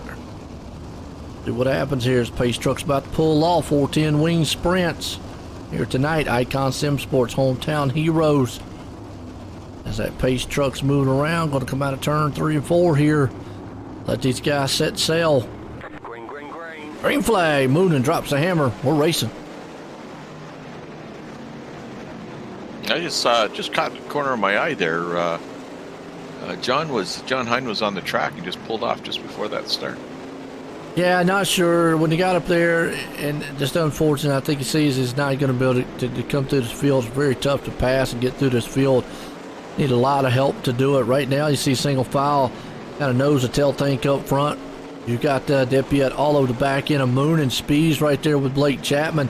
3 and 4, all the action's happening around about the 6 and 7th place spot. Donovan Ross, Aiden Young. In the meantime, though, Deputy says, I want that top yellow flag. Still. Yep. That's about the 3rd caution coming out of 4. Something's going on in, in 3 and 4, huh? Yeah. Let's watch Malcolm Mills replay here and see it. Got a car, it blinked back there on Chris Steele. And when it blinked, it came back. And then I got to give Steele credit. That was a beautiful top spin on his top. He probably could have towed the car a little sooner. That might have saved the caution. I think I might have saw it there. He towed it after the caution. Oh, that hurts. Oh, well, you sit there for a while, and I was going to say, towed the car, because there wasn't any caution there for a minute. So, man, slow the pace down, I know. Helps out some of the guys in the back, but I know the guys up front are like, I just want to get away from all these guys. Yeah, there's some big names at the back now. Yeah, we do. And it's just so hard to pass. I mean, it's just so hard to get through the field. I mean, and again, with the caution, though, slowing the pace down, that too makes it even difficult. So if you do have a good car that you maybe can come through the front, you're going to need those long green flags to see if you can't even get it going to move to the front of this one. Is right now, it's all Kyle Moonen. You've got Steven Spees moving it up here. Jepiette moved all the way back to 3rd. Yeah, Spees has put it in another gear. He's really moving on that inside track there.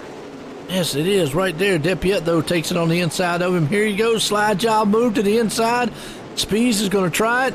Blake Chapman's got other plans up top, though. He is hung up in that top side cushion for a moment. Right behind him, you've got there Gerlach and Young. Oh, yeah. Like I said, you got some who's who names, yellow flag. Looks like Brian Moore Sr. around in the back. Let's see what happens here to him.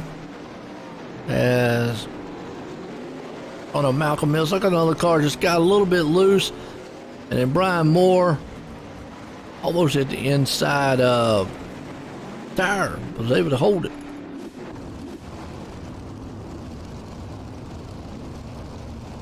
All right, who's going to pull this thing off up here? It's been close. You know what? I'm looking. I'm liking Moonin. I know Moore Jr.'s up there, and he's high up in the points and a good runner. But you know, I like Moonin's chances. Yeah, I'm with you. Here we go.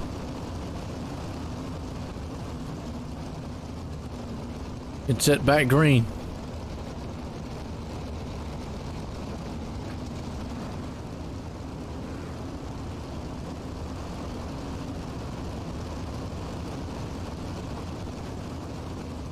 It's been all Kyle Moonin up front so far.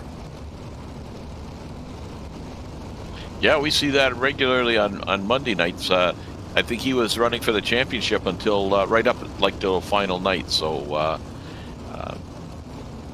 he is definitely should be where he is.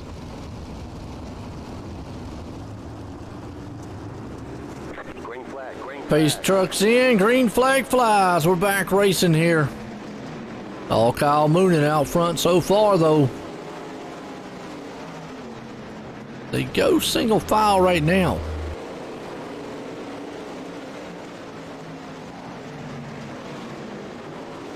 What a good drive there.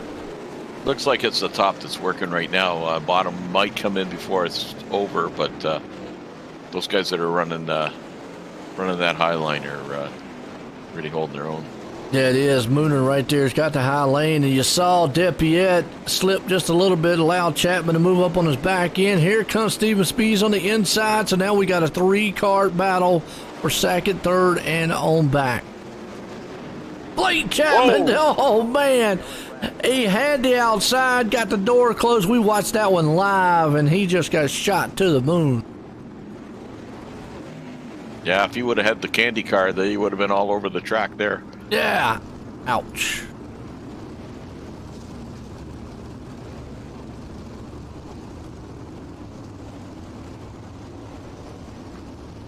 Again, you know, people can still vote for the pick the paint for the their favorite Legends paint job. Just go to GForceRL.com and the Hometown Heroes page, and you can vote there. Again, all our information is on our website, GForceRL.com. You can find all our divisions, all the information, our rules. It's all there, one-stop shopping. There you go. Like you said, you know, GeForce RL, you know, he just mentioned it. You can find out all the information about the league and the special events coming up here for the Hometown Heroes. Been all Kyle Moonin here tonight for the Icon Sim Sports Hometown Heroes race here for the 410 Wing Sprint. He's got the Depiette right there behind him with Spees. They've had a shot at him, but you know, it's just, I gotta go back. If we can get this last five, let's say the last five goes green, they might be able to get up there and do something with Moonin. Green flag flies. We're back at it again. Kyle Moonin gets another good jump out front. Depiette there in second. Steven Spees, he's on the third, excuse me, folks. And Aiden Young right there on the bottom side. Yeah, and it's you need those constant laps to get that flow going, you know, just to get your cadence back, especially if you're trying to run low. It's really, really hard to make, and really, I guess, high too, just to hit your marks and not hit that wall. You're just coming so close, you need to get in that groove. And you're talking about it right there. You can see Depiette right there almost getting the groove on the inside. In the meantime, Spees was able to capitalize on a little bit of slip. White flag won't matter. They killed himself on the track now. There will be no caution. It's over with here.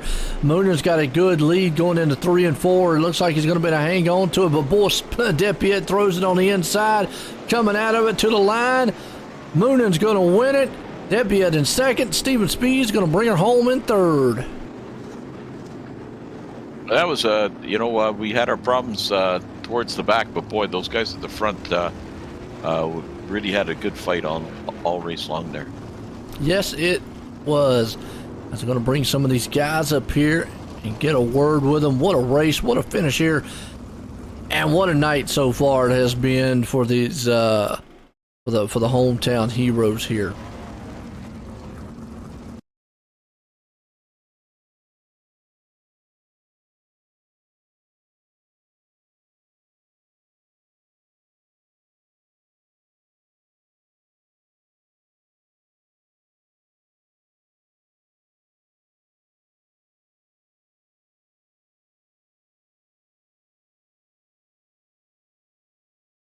All right, so we've got Spees and company. Bring up Steven Spees, third place man. Hey, Steven, how was it out there? It was slick. It was at times it felt like it was maybe a little bit above my pay grade. Just too many cautions. So it takes me 2 or 3 laps to really get settled in. So it was pretty rough on me tonight, but happy with where I finished, certainly. Sure, and we were talking about that. About it takes a while to get the cadence and get into the groove, and it makes it a lot harder. That's for sure. Well, no doubt. I know, it just trying to find a line that would work, and it seemed like there was nothing other than that very top bouncing around on that cushion tonight. I know there towards one of those late cautions, I slid up track a bit. Somebody got me in the rear. Hopefully, I felt like I was clean and got in front of them. Probably just speed differential or something, so apologies if that was on me. But other than that, all in all, pretty good race. Anybody you'd like to thank there, buddy? Yeah, always got to thank Epsilon Sprint Wraps, thank the team Gambler Motorsports, and Midwest Turbo and Performance. Anybody looking for, street performance, blowers, turbos, EFI systems, anything like that, go check it out, mtpturbo.com. Okay, and we'll look forward to seeing you here next week, not only in the 410s, but the Renegades are in town, and I know you're one of the top runners there. So good run tonight, and good luck next week. Better. There you go. That's your third place man, Steven Spees, as we're looking for a second place man here tonight, Depiette. Congratulations, Blake. Good run there. Thank you. That was a tough one. Yeah, that was Steven Spees had just said about, with all the cautions, it's just hard to get into the flow and get something going there. But how did you find it out there? Well, I won my heat, so that put me starting third, which was on the bottom. And when I got off the track at warm-up, I'm like, oh, sweet. There's a nice liner on the bottom. The guys are going to have their lane up top, and we'll mind our own P's and Q's, and that's that. Well, then I grid up, and I'm like, oh, there's no bottom left. What am I going to do now? So I just got right up on the top there, and, man, I took the lead probably about lap 15 or 16 for one lap, which it didn't even count on iRacing, which that doesn't make me happy. But Kyle got around me, and then that was just game over after that. Within the last 15 laps there, I was getting a little throttle happy. Sometimes not aggressive, other times, and then I was trying to pull slider lines and trying to gain some speed off the corner, and that really didn't work either. Well, once you get behind Kyle, it's never an easy job to get back up around him. He's, No, I had him once, and the caution came out right before I crossed the line. I'm like, crap. Now I got to go back to second. Yeah, we've talked about that earlier tonight in the broadcast about how iRacing scores it when cautions don't count. But a good run nevertheless, buddy. And anybody you'd like to thank? Well, I want to thank Dirt Panda, my old team, Wolf Racing, Pierce Engineering, Level Aero Podcast, Dirt Kings Racing League. The list just goes on. And once again, my mom and dad for paying the electric bill. Or the internet bill. Well, they probably pay the electric bill too, so it's all good. It all works for sure, man. So good luck and good night tonight, that's for sure. Well, thank you.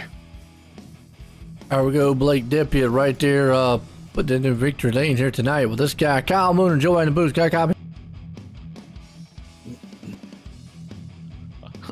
I moved you out, Joe, by mistake. I see that. Kyle, Joe in the booth. Got a copy? Yep.